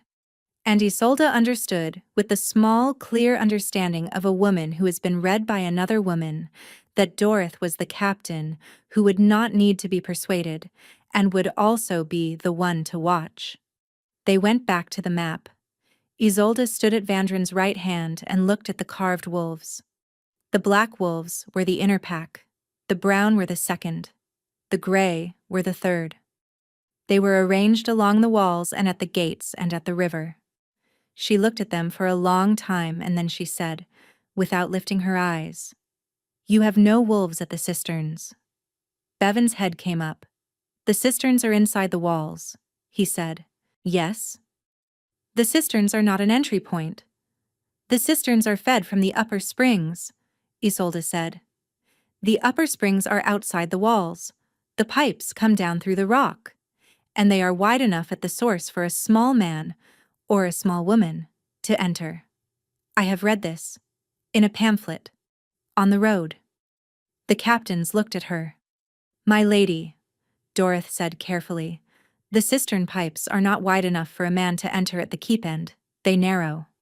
Yes, Isolde said, but they do not narrow for the first 100 yards. The first 100 yards are wide, and the first 100 yards include, according to the pamphlet, a maintenance hatch that has not been opened in 80 years. A silence. Where? Vandren said. In the lower cellars, behind the salt store. The pamphlet did not say, but my mother told me when I was small that her grandfather had worked, as a young man, in the cellars of a high country keep that had the same design, and she said there was always a hatch behind the salt because salt was heavy and would not be moved often, and a hatch behind the salt could be left untended for a generation. Bevan was very still. Dorothy said, I will take 6 wolves to the salt store now. Take 12, Vandren said, and take a torch with green oil. If anything is in the pipe, it will not bear the green oil. And Dorothy, yes. Do not take Henrika's son. Hold him instead in the south guard room under quiet escort. He is to be questioned at first light, but not before. And he is not to know he is being held. Do you understand? Dorothy's eyes narrowed. My king. He has been seen at a tavern window with a glass on the keep gate, twice, by 2 different scouts, in 2 different evenings. He has been writing. He has been sending. I do not yet know who has been paying him, but I know he is paid. Henrika does not yet know. I will tell her myself in the morning before he is questioned. That is also a thing I am asking of you. Henrika is not to be the one to learn it from a runner. Dorothy nodded once. Yes, my king. Dorothy went. The 2 other captains went with her. Bevan did not go. Bevan stood across the table and looked at Vandren, and Vandren looked back, and a long quiet passed between them that Isolde could feel along her skin. Cousin, Bevan said at last. Yes. Henrika's son was raised in this keep. I know. Henrika's son was named after my own father. I know that also. You are accusing him of treason on the word of a girl who 2 nights ago you did not know. I am not accusing him on her word. I am accusing him on the word of 2 scouts, taken in 2 different evenings, before the Lady Isolde was in this keep at all. The Lady Isolde gave me the question. The scouts gave me the answer. Those are different things, Bevan. Bevan was breathing harder. Isolde saw, for the first time, that he was not angry. He was afraid. He was afraid in the particular way of a man who had been sure of a thing all his life and was being asked, in front of him, to be unsure. Bevan, Vandren said gently, I have known the boy since he was born. So have you. If I am wrong, I will go to him at first light and say so, and I will stand in front of his mother while I do. But tonight, he sleeps in the south guard room, not in the cellar with the salt, and not at any wall that backs onto the river. Tonight is not a night for being uncertain about a man who has been seen at a tavern window with a glass on my gate. Bevan closed his eyes. My king. Yes. If you are wrong about this, you will have done a thing to that boy, and to his mother, that you cannot take back. I know. And if you are right. If I am right, Vandren said, I have already done the thing I cannot take back. And it was done years ago. And it was done by him. Bevan turned. He went out. The door closed behind him. Isolde was left alone with Vandren at the map. She could not look at him. She looked instead at the carved wolves on the leather, and she thought that she had just made him doubt a man who had been raised under his own roof. And she thought, what if I am wrong? And she thought, what if I am right? And he hates me for being right. And the bell in her chest, which had been a clear, single note since the morning, rang harder, the way a bell rings when the weather is about to change. Isolde. Yes. Look at me. She looked at him. He was not angry. He was not afraid. He was looking at her with the same careful gray patience he had looked at her with in the alley, and he said, You did not have to tell me. I did. You did not have to tell me, he said. You could have kept it. You could have let the cellar be unguarded tonight. You could have let him, if he is what we suspect, do whatever he meant to do. You could have let me die, and the curse with me, and you could have walked out of this keep at dawn with no one alive who knew your name. You could have. And you told me instead. Why? She did not answer for a long moment. Then she said, Because the bell will not stop ringing. The bell. In my chest. Since the throne room. He closed his eyes. When he opened them, they were the river ice gray again, but softer, and he held out his hand, and she put hers in it. My lady. Yes. There is a thing the old laws of the Holloway line allow. It is a thing that has not been done in 5 generations. It is called a seal of witness. It is not a marriage. It is not a betrothal. It is a thing 2 people do in the presence of a witness when they wish to place themselves under each other's protection in a way that the law will recognize. It does not require love. It does not require certainty. It requires only that both parties speak the words and that one witness, of any rank, hear them spoken. Why are you telling me this? Because if you take the seal of witness with me tonight, then under the laws of the Iron Reach, no one in my household, including my first captain, including my chamberkeeper, including any wolf of any pack, may lift a hand against you without lifting it against me. It will not protect you from Madra Vorn. It will not protect you from her brother. But it will protect you, Isolde, from the people inside these walls. And tonight I think the people inside these walls are the people I cannot, any longer, promise you against. She looked at him. You are asking me, she said slowly, to bind myself to you. 2 days after we met. While we still do not know whether I am the curse. Yes. Vandren. If I am the curse, the seal will bind you to your own death. Yes. You are asking anyway. I am asking anyway. Why? Because if I am to die in a moon, he said, I would like to die having stood before a witness with you. I have stood before witnesses my whole life, and never with someone of my own choosing. I would like, once, to choose, and if I am not to die, my lady, then I would like, very much, the rest of my life to begin tonight. In this room, with you, in the only way the law of my house allows me to begin it, before I have had the chance to court you properly, which I have not had, and which I would very much like to do, afterward, slowly, over a great many breakfasts. She laughed. It came out cracked, the way her laugh in the alley had come out cracked, but it was a laugh, and it surprised her, and it surprised him, and his face, the face that had been carved out of stone in the throne room, did the small soft thing it had done in the alley, which was to almost smile. "Vandren Halloway," she said. "Yes. I will take the seal of witness with you. Now. Now." He turned to the door. He did not need to call. Dorothy, who had not yet left for the cellar, was already standing in the threshold with her gray plait over her shoulder and a face that suggested she had been listening shamelessly through the door, and she came in without invitation, and she said, "My king, my lady, I will witness." They spoke the words. The words were old.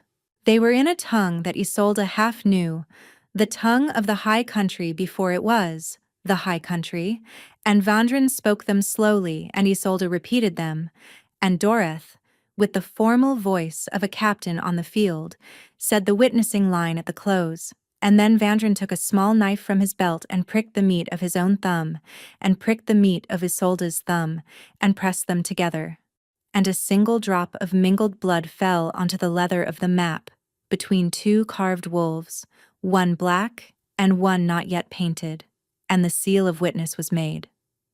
The bell in Isolde's chest, at the moment the blood touched the leather, did not ring. It answered. It rang back, a deeper note, from somewhere not in her chest, but a great distance away. As if a second bell, a much larger one, somewhere out in the dark country beyond the keep, had heard the small bell in her chest, and had rung in response. Vandren had heard it too. She saw it in his face. "What was that?" she whispered. He did not answer. Dorothy had gone very still. "My king," Dorothy said. "That was not the seal." "No," Vandren said. "That was something else." "Yes." "That was a Vorn bell." "Yes." A horn sounded outside the keep. It was a long horn, low and hoarse, and it came from the river. And Isolde knew the horn, because Madre Vorn had blown it, on the last day of every winter, since Isolde was 9 years old, to call her household to the courtyard for the changing of the standards. She knew also, because she had been raised in that household, what the horn meant when it was blown out of season. It meant, "I have arrived." The door of the map room burst open. It was not Bevan. It was a young runner, a girl of perhaps 13, with her face white as paper and her hair half out of its braid, and she fell against the doorframe and gasped, "My king, the cisterns, Captain Dorothy, the cisterns, the hatch behind the salt." It was already open. There were already people through. "They have, my king. They have taken the lower hall. They have taken the Lady Henrika. They are using her as a shield. They are coming up. They are coming up the back stair. They are, my king." "Breathe, child," Dorothy said. The girl breathed. "They have a banner," she gasped. "It is not the thorn and circle, it is black. It is plain black. With nothing on it. My king. The plain black is in your house." Vandren's hand closed over Isolde's. "Orlan Vorn," he said softly. "Yes," Isolde whispered. The horn blew again. It blew, this time, from inside the keep walls. Isolde Thornmere, freshly sealed of witness to the cursed wolf of the Iron Reach, with her thumb still wet with their mingled blood, and the bell in her chest still answering a deeper bell out in the dark, turned toward the door of the map room and felt, for the first time in 11 days, the slow, heavy heat that rises in the body of a wolf before its first true shift. She had never shifted in her life. She had been told in the Vorn house that she could not, that the curse line did not shift, that she had been bred for one purpose, and shifting was not it. The heat was rising anyway. The heat was rising along her spine, and her vision was beginning to do a strange thing, sharpening at the edges and blurring at the center, and she heard, somewhere very far away, Vandren saying her name, and she heard, much closer, the sound of boots on the back stair. She turned to face the door, her last clear human thought, before the heat at her spine became something her body could no longer hold, was that her mother had lied to her about a great many things, and one of them had been about what she could do. The boots reached the corridor outside. The doors flew open. And Isolde Thornemere, who had been bred to be a weapon and had never been told what kind, began, in the map room of the Iron Reach, with her king's blood mingled on her thumb and a witness standing over her shoulder, to change. The first thing she lost was language. Words had always been the inside of Isolde's mind. She had thought in words, dreamed in words, run for 11 days on a chain of words she repeated to herself, and now the words were being pulled out of her one at a time as if a hand were drawing thread from a spool, and when the thread ran out there would be nothing left of her that could think. She fought it.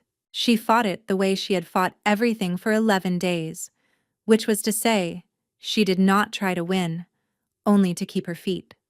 She kept her feet. The map room tilted around her. The carved wolves on the leather slid sideways. Dorith was speaking. Vandren was speaking. The runner girl in the doorway was no longer in the doorway. She was on her hands and knees, sliding backward, and behind her in the corridor were men. 3 men. 5. 8. They wore the plain black livery and their faces were uncovered, and the man at the front had a sword already drawn, and Isolde saw, with the part of her vision that had begun to sharpen at the edges, that the sword was wet. She knew whose blood was on the sword. There was a crumpled shape at the threshold of the map room. Iron-gray hair, a plain dark dress. A tray, fallen, with a teapot rolling slowly across the stone. Henrika. Henrika had not been a shield. Henrika had been an obstacle, and the obstacle had been removed, and the runner girl had not understood what she had seen and had told it wrong. And now Henrika was on the threshold of the map room, with her hand still curled around the handle of a teapot she had been carrying upstairs to the king and his lady, because the 3rd hour of the evening was tea time, and Henrika had served tea at the 3rd hour for 41 years. Isolde understood, in the last clean second before the words ran out, that Henrika's son had told them where his mother would be at the 3rd hour of the evening, and that the men in the corridor had used the knowledge to come up the back stair behind her, and that Henrika had turned at the wrong moment with a teapot in her hand, and the woman was dead. The grief went into the heat in her spine like water into a forge. Her vision blew open. The map room did not get larger. She got larger. She felt all along the inside of her skin the slow, terrible unfolding of a body that had been folded, since her 9th year, in a shape too small for it. Her shoulders were widening, her hands, her mouth, the bones of her face. The Vorn house had told her she could not shift. The Vorn house had told her many things. The Vorn house had told her, every winter, that the bell in her chest was a sickness, and would be cut out of her if it ever rang. The bell rang now. It rang at the same moment her spine completed its unfolding, and the second note, the deeper note, the bell out in the dark country, answered it again, closer now. Much closer. She fell forward onto her hands. Her hands were not hands. They were the long, broad paws of a wolf, and the wolf was not the silver white of the inspirational tales she had heard whispered in the Vorn kitchens. The wolf was the color of river ice, the same gray as Vandren's eyes. A pale, clean gray, almost white, with a darker gray along the spine and the long throat. And Isolde, who had a moment before been thinking in words, now thought in the wordless, rapid pictures of an animal that had been born already running. She turned. Vandren was beside her. He had not yet shifted. He was still in his man's body, and his hand was on her shoulder, on the place where her shoulder had been a moment before, and where now there was the bunched muscle of a wolf the size of a yearling stag, and his face was white. He was not afraid of her. She understood this with the wordless clarity of the new shape. He was afraid for her. Until this moment he had not known that she could shift. Until this moment neither of them had known what the Vorn house had bred her to be. The first man came through the door. He came through the door with his sword raised and his face set in the particular blank arrangement of a man who had been promised gold for a piece of work and had decided, on the way up the stairs, not to think about the work. He saw Vandren. He swung. He did not see the wolf. The wolf was at his throat before the swing was finished. Isolde, inside the wolf, did not decide to move. She watched herself move. The wolf's body knew what it was doing the way a river knows how to find a sea, and the sword arm came down on empty air, and the man's throat opened, and he was on the floor before his sword had reached the place where Vandren's shoulder had been. The second man saw. The second man stopped. The third and fourth, behind him, stopped also, and the corridor outside the map room held one long stretched second of perfect quiet, and into the quiet Vandren said, very softly, in the voice he had used in the alley, "Step away from her." The men did not step away. They were Orlin Vorn's men, and they had been told by Orlin, who had been told by the spies he had placed in the Vorn kitchens 20 years ago, what Isolde was. They had been promised that she would be useful to them, not dangerous. They had been told that the bell in her chest could not ring without a Vorn's permission, that the shift could not happen without a Vorn's blood, that the curse girl was a tool, was a key, was a finished weapon waiting for a hand to lift her. They had not been told that the seal of witness, mingled with a Holloway king's blood on a leather map, had given the shift the permission it had been waiting 9 years for. The second man recovered first. He charged. He charged at Isolde, not at Vandren, because he had been told that the king was not the priority. The king was the prize. The king was the man Orlin Vorn meant to take alive and break slowly over the course of a single moon for the satisfaction of breaking what 9 generations of Vorn women had only been able to curse from a distance. The girl was the inconvenience. The girl had to be put down. He got within 2 paces of her. Isolde's wolf moved. The wolf moved without her, again, and she watched, again, the way a person watches a lightning strike, with the wolf's body doing the lightning. The man was inside the door. The wolf was inside the man. The man was on the floor. The third and fourth came together, and the wolf took them together, and there was a great deal of noise that Isolde, inside the wolf, could not quite hear, because the wolf's ears were not interested in the noise of dying men.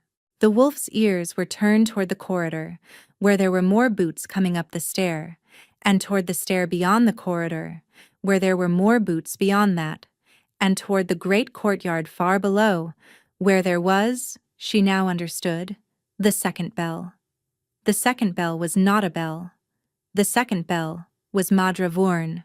Madra had come up the river, while Orlin had come through the cisterns, and Madra was in the courtyard now, on a pale horse with her white hair loose under a hood, and the deeper note that had been ringing back to Isolde's bell was the resonance of Madra's curse blood, calling to the curse blood in Isolde's veins, the way a mother calls a daughter home in a voice that does not have to be loud.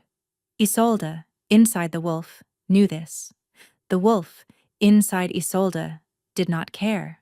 The wolf had spent 9 years folded into a shape too small, and the wolf was unfolding now with the terrible patience of a thing that had been promised, all its life, that it could not exist, and the wolf was going to exist as much as it possibly could, and it was going to exist in the direction of the men in the corridor first, and the woman in the courtyard second, and after that, the wolf would see. Vandren shifted. He had not shifted indoors since he was 21. He had carried his wolf, all those years, just under his skin, the way a man carries a banked forge across a long road. He had told her, that morning, Why? He had told her about the rug and the wing of smoke, and the corner of the chamber that had charred. He had told her, and she had listened, and now, for the first time in 9 years, he was opening the forge inside his own walls. The forge opened. The map room filled with light. It was not the light of an actual fire. The fire stayed in his palms, where the curse had always lived, and where, this evening, it had finally gone quiet. The light was something else.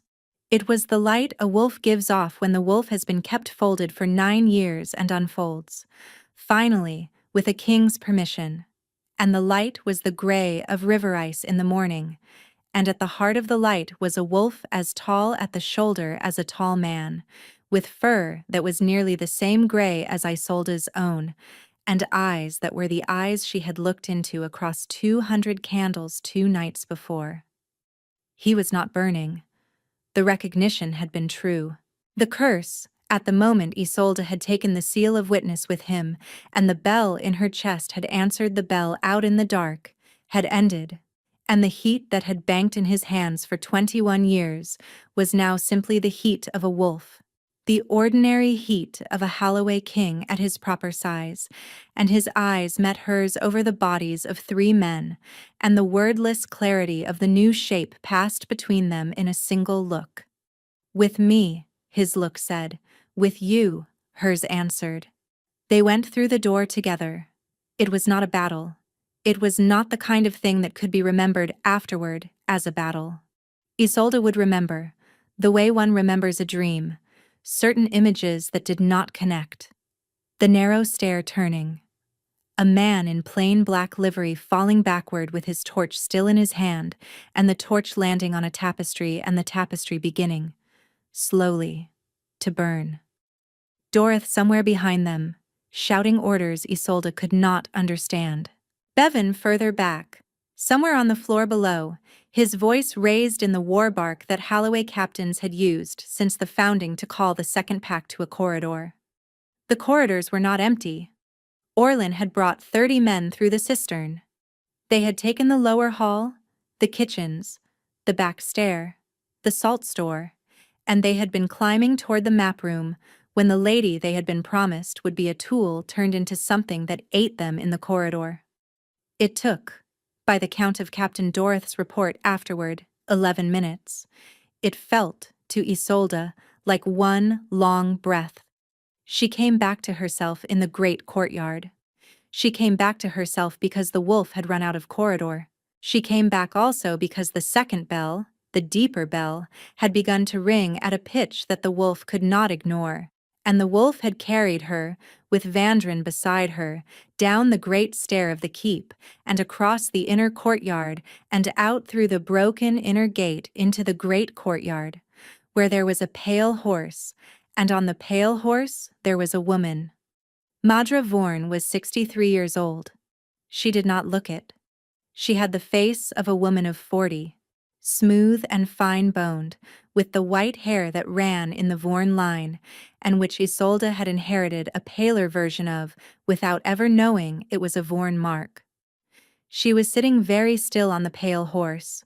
She was wearing a traveling coat the color of dried blood. She had no guard. She had brought no soldiers. She had come, as she always came, alone. Because Madra Vorn did not need soldiers. She was the soldier her line had spent 9 generations sharpening into a single point. She looked down at the 2 wolves coming out of the gate, and she smiled.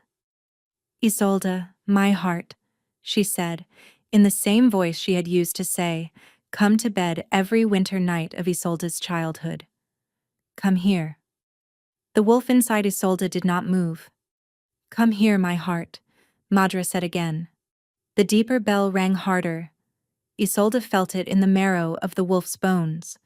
It was a summons. It was the summons her line had been built to answer. The call of the curse-blood elder to the curse-blood younger, and Madra was using it now with the full weight of 63 years of practice. The wolf's paws began, against Isolde's will, to step forward. 1 step, 2. Vandren did not stop her. She would think about this later, with a kind of awe. He could have stopped her. He could have moved between her and the woman on the horse. He could have lunged for the horse. He could have torn Madravorn from the saddle and ended the night in the next 10 seconds with his teeth. He did not. He stood at her shoulder, in his wolf's body, and he watched her take the steps. And he did the only thing that was, in the end, the right thing, which was to trust her. The wolf took the third step. The wolf took the fourth. On the fifth, Isolde, inside the wolf, did the thing she had been preparing to do for 11 days without knowing it. She remembered her mother. She remembered her mother's letter, opened in the back of a hay cart south of the Veche, written in a hand that had grown shakier with each line because the hand had been writing while its owner was dying. My Isolde, the bell will ring in you. When it rings, do not let her tell you what it means. The bell is yours. The bell has always been yours. Madra has spent her life telling you the bell belongs to her. It does not. The bell is a Thornamere bell. The Vorn curse only works because the curse line has convinced the bell line that the bells belong to them. They do not. They never did. Trust the bell. Trust nothing else. Isolde, inside the wolf, trusted the bell. The bell stopped answering Madra's bell. It was the simplest thing. It was the way a child stops answering a call that has gone on too long. Isolde, in the marrow of the wolf, simply turned her attention away from the deeper bell ringing out of Madravorn's chest and toward the smaller, clearer bell that had been ringing in her own chest since the throne room. The bell that had answered a king across 200 candles, the bell that was hers, that had always been hers, that the Vorn house had spent 9 years telling her was a sickness because they had needed her to believe it was theirs. The deeper bell faltered. Madra felt it falter. Madra's smooth face did a thing it had not done in front of Isolde in 9 years, which was to be afraid. Isolde, she said, sharper now. Come here. Isolde stopped walking. The wolf turned around. The wolf walked, 3 steps, back to the side of the king who had carried her up a bluff, and slept on a rug at the foot of his own bed, and held her hand in the morning over a high country breakfast, and stood at her shoulder while she stepped toward the woman who had raised her on lies, and the wolf put its great gray head against the king's great gray shoulder, and the bell in Isolde's chest rang, alone, clear, hers. Madra drew a knife. It was a small knife. It was not a knife meant for a fight. It was a knife meant for a ritual, with a hooked blade and a handle of dark bone. And Isolde knew the knife because Madra had used it, every winter, to cut a single thin line down the inside of Isolde's wrist on the longest night of the year, to feed the curse. My heart, to feed the curse. Madra raised the knife to her own throat. If I cannot have you, she said, in the perfectly even voice she had used to read bedtime stories, I will have his death at least. The curse takes its price at the death of the curse-bearer. If I die now, with you in his presence, the price will move into him.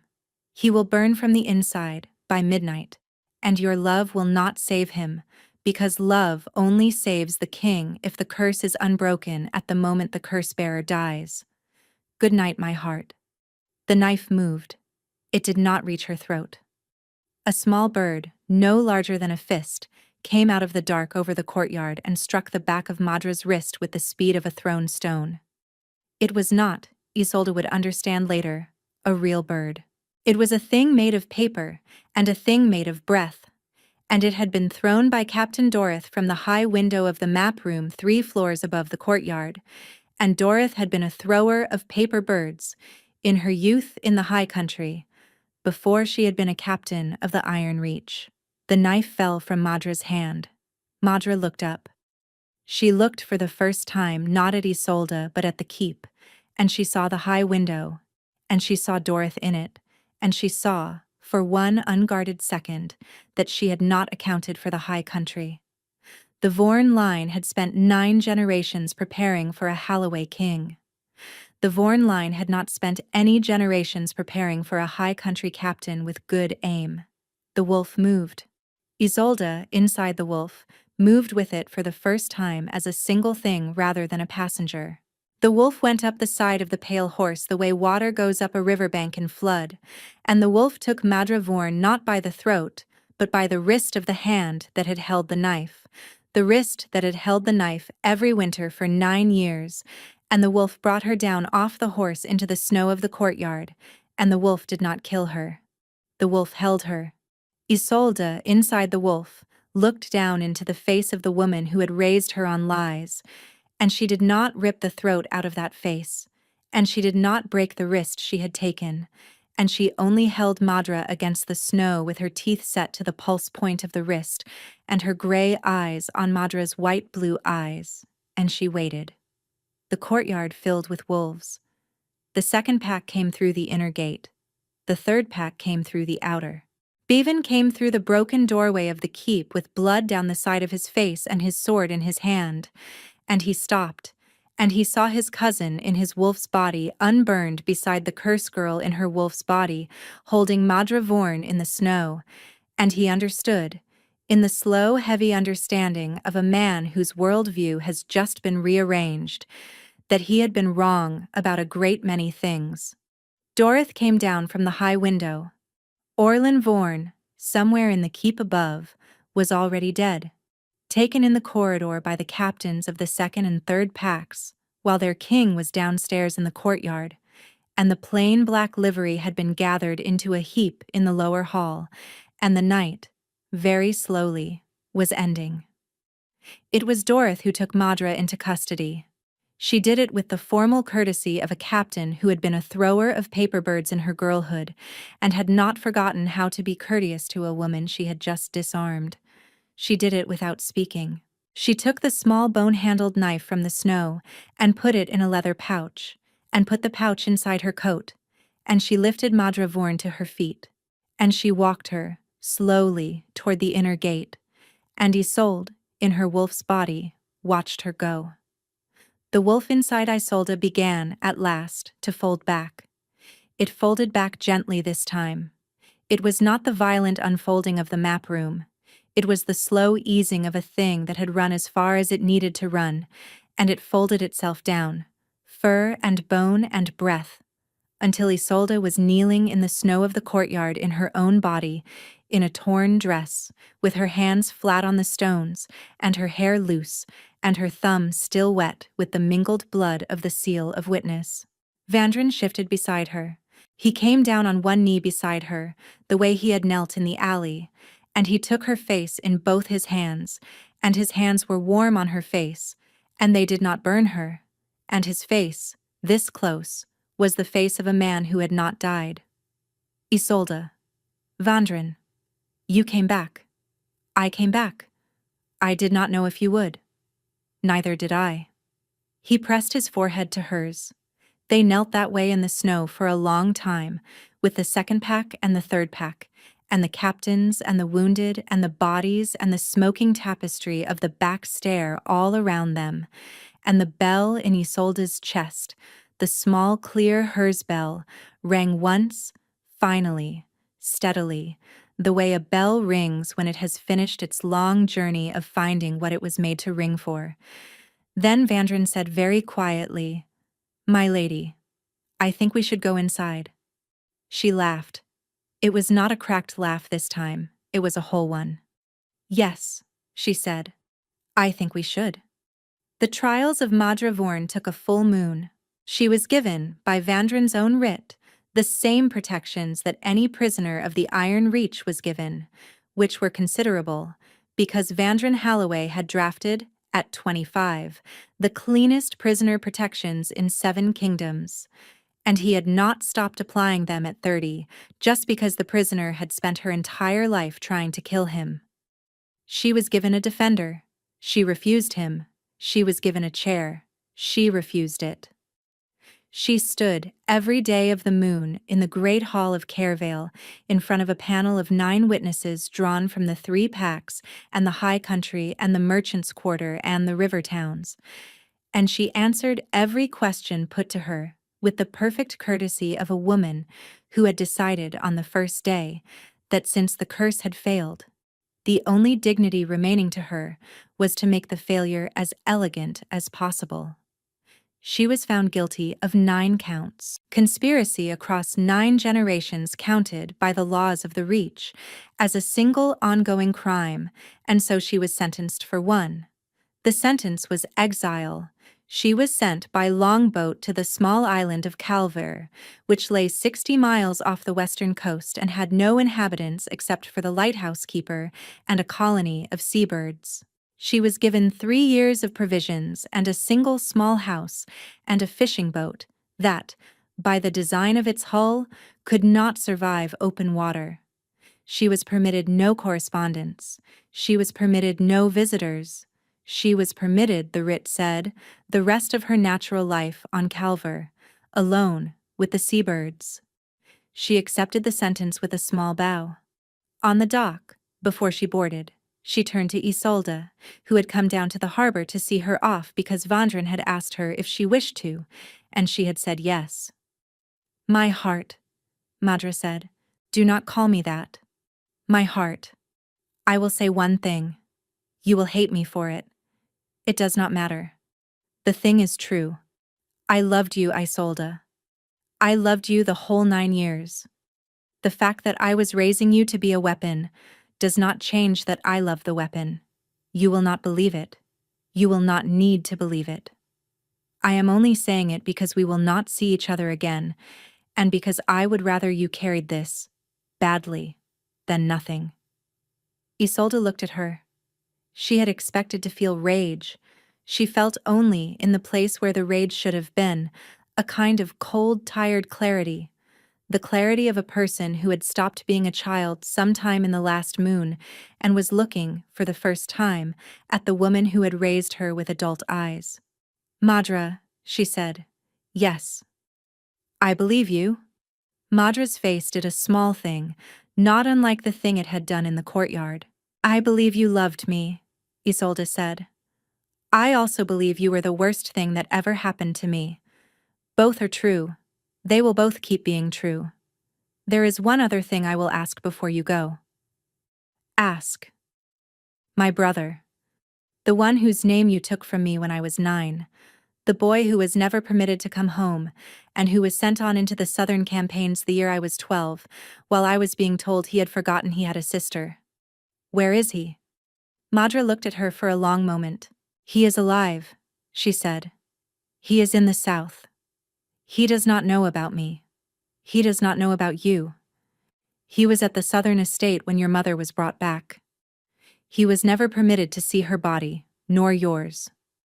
He was told the fever had been quick, and that the burials had been done before the courier reached him, and the courier who carried that message was a man of mine who could be trusted to carry it well. He believes you both died of fever the winter your mother was returned. I let him believe it. It seemed kinder." "Kinder to whom?" "To me," Madra said. "It is only ever kinder to me. You knew that already." "His name?" "Aaron Thornemere. He keeps horses now, on the coast. He has a wife. He has a small son. He has been happy, Isolde, in the way a person is happy when they have been told a kind lie and have built a life on it. I will leave it to you to decide whether to undo that." Isolde nodded, slowly. She had not let herself ask after her brother in 9 years. She had not, in fact, let herself say his name, because Madra had punished her for it the first 3 times she had tried, and after that, the name had gone into the place where she kept the things that hurt to look at directly, and it had stayed there until tonight. "Goodbye, Madra," she said. "Goodbye, my heart." Isolde turned. She walked back up the dock. She did not look back.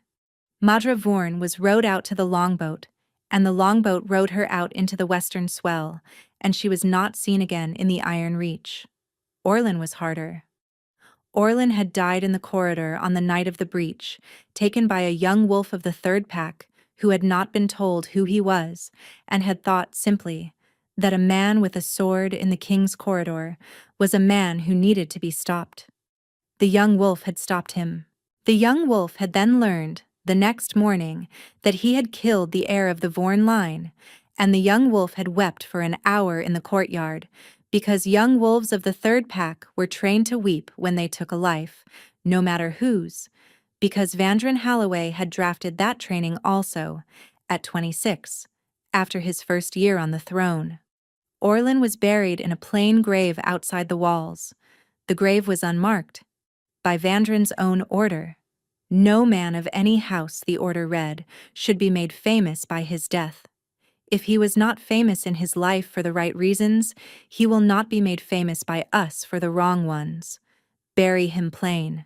Henrika Boole was buried inside the walls. Henrika had a stone. The stone said her full name and the years of her service and, beneath those, in letters that Vandren cut himself with a chisel because he would not let a stonemason do it, the words, "She brought tea to the king for 41 years, and she was killed bringing it. The king is sorry." Henrika's son, who had been arrested the night of the breach in the South Guardroom and had broken on the third day of questioning, was hanged in the lower courtyard, alone, without ceremony. He had told them everything by then, including the name of the gold that had bought him, which was a small Vorn agent who had been working out of the merchant's quarter for 20 years and was now also in the lower cells. Vandren went to the hanging himself. He stood at the back. He did not speak. Afterward he walked, alone, to Henrika's stone in the rain, and he stood there for a long time before he came back inside. Isolde did not go to the hanging. She did not need to. She did go, the next morning, to Henrika's stone, and she stood beside Vandren while he cut the words. She did not say anything. She had already said twice that he was not the one who had killed Henrika. He had already said twice that he was the one who had not protected her. They had agreed on the third saying, to disagree, and to let the disagreement stand, and to let the stone say what he had cut into it. Bevan came to the stone on the last day of the moon. He stood beside Vandren. He was quiet for a long time. Then he said, "Cousin, yes. I was wrong. About the lady. About a great many things. I would like to say so. You have said so. I would like to say so to her." Vandren looked at Isolde. Isolde looked at Bevan. "Captain," she said. "My lady. You looked at me like a thing to be calculated, the first morning, in this keep. Yes. You will not look at me like that again. No, my lady. That is all," she said. "That is the whole of it." He bowed. It was, this time, a bow given, not extracted, and it was deeper than the first, and Isolde inclined her head and turned and walked back across the courtyard, with her hand in Vandren's, and the matter of Bevan Halloway was over. They were married in the spring. It was not a choosing. The choosing, as a ceremony, was abolished by writ on the first day of the new year, and the 7 daughters who had been summoned to refuse Vandren in the autumn were each sent, with the king's apology, a single letter of release, and a small purse of gold sufficient to allow them, if they wished, to leave their fathers' houses for any life they preferred. Velis Ostwin, the small girl of 17 who had wept on the dais, used the gold to enroll in the river pilot's school at the harbor. She became, in time, one of the better river pilots of the Iron Reach. She wrote to Vandren, every winter, a single short letter to thank him for the gold and to report on the river. He kept the letters in a wooden box on the mantel of the chamber, beside the bowl of 3 river stones. Isolde, when she found them, did not say anything. She put the box back. She loved him, a little more, for the box. The wedding itself was small. It was held in the high country, at the edge of a lake that had been a Thornamere lake before it had been anyone's lake, and the 7 witnesses were the 7 captains of the 3 packs, with Bevan at their head and Dorith at his shoulder, and present also as honored guest, though not as a witness in the formal meaning, was the lighthouse keeper of Calver, who had been brought in by longboat for the day at Vandren's invitation, because the lighthouse keeper had once written a kind letter to the king's father about a debt that had nothing to do with anyone present, and Vandren had not forgotten. Isolde's brother was not there. She had written him a letter, a long one, in the 3rd week of the moon after the breach, and she had sent it south with a careful courier, and she had told him every true thing she had learned. He had written back in the 4th week. The letter was short. It said that he had wept for a day when it arrived, and that he loved her, and that he was not ready yet to come north. He asked if she would be patient. She had written back the same evening that she would be patient for as long as he needed, and that she would come south in the autumn if he wished it, and that she had a king now who would come with her if it would help. The reply came in the spring, 2 weeks before the wedding. Aaron would meet them in the autumn at the coast. So the wedding was small, but it was not the last gathering. It was the first. The bell in Isolde's chest on the morning of the wedding rang for the first time without any answer at all from anywhere. There was no second bell out in the dark country. There had not been one since the night of the courtyard. The bell that had been hers had, at some point in the moon since, become entirely hers, and it rang, on the morning of her wedding, in the simple sound of a thing finally and entirely at home. She wore the dress her mother had been buried in. It had been dug up. The Vorn household had been searched after Madra's exile by the captains of the 2nd pack, and her mother's grave had been found, and her mother's body had been moved to the high country with full honors, and the dress had been gently removed and washed and rehemmed, and Isolde had asked to wear it because her mother had not been allowed to wear a wedding dress in her life, and Isolde wished her mother, at last, to wear one. Vandren cried when he saw her in it. He did not try to hide it. He had cried, the first night, on his knees beside the bed when she was sleeping. He cried now, in the spring sun, in front of 7 captains and a lighthouse keeper. And he did not look away from her face while he cried, and Isolde walked the length of the lake meadow with her hand outstretched, and her mother's dress trailing in the spring grass, and she put her hand in the king's hand, and she said, in the high country tongue, and then in the tongue of the Iron Reach, I have come home to a house I had never seen. He answered in both tongues, the house has been waiting. They were married. There was no claiming bite. The Holloway line had never used one.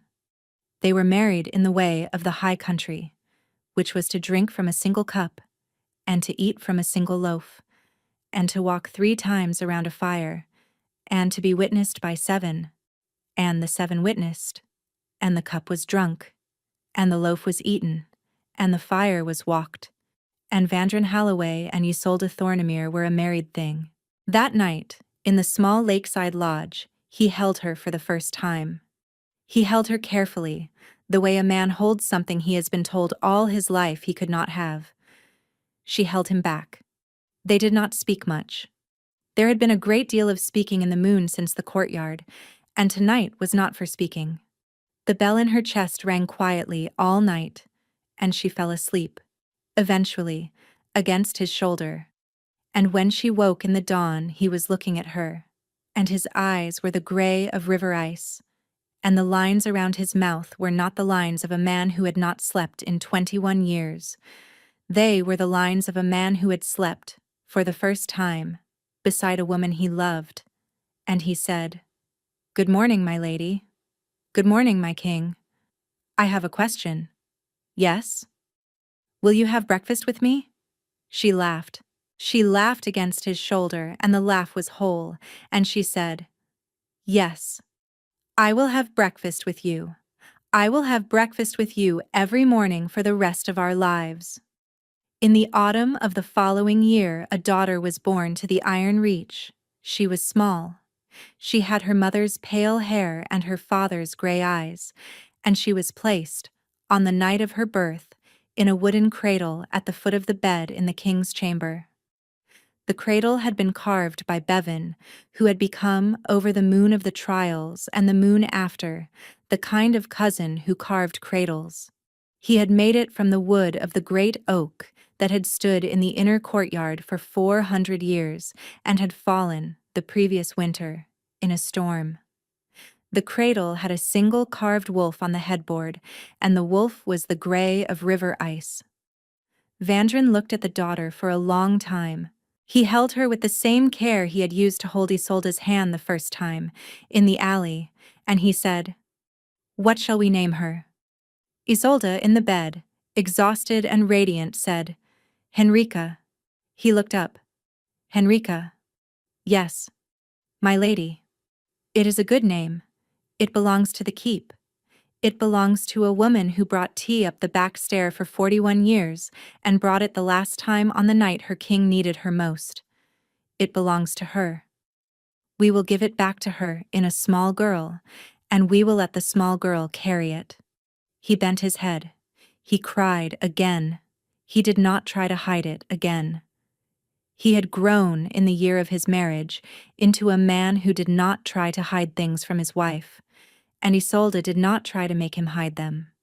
And the small girl Henrika, in his arms, looked up with her gray eyes at the gray eyes of her father, and made the small wordless sound that very new people make. Outside the high window in the courtyard, the wolves of the inner pack lifted their heads.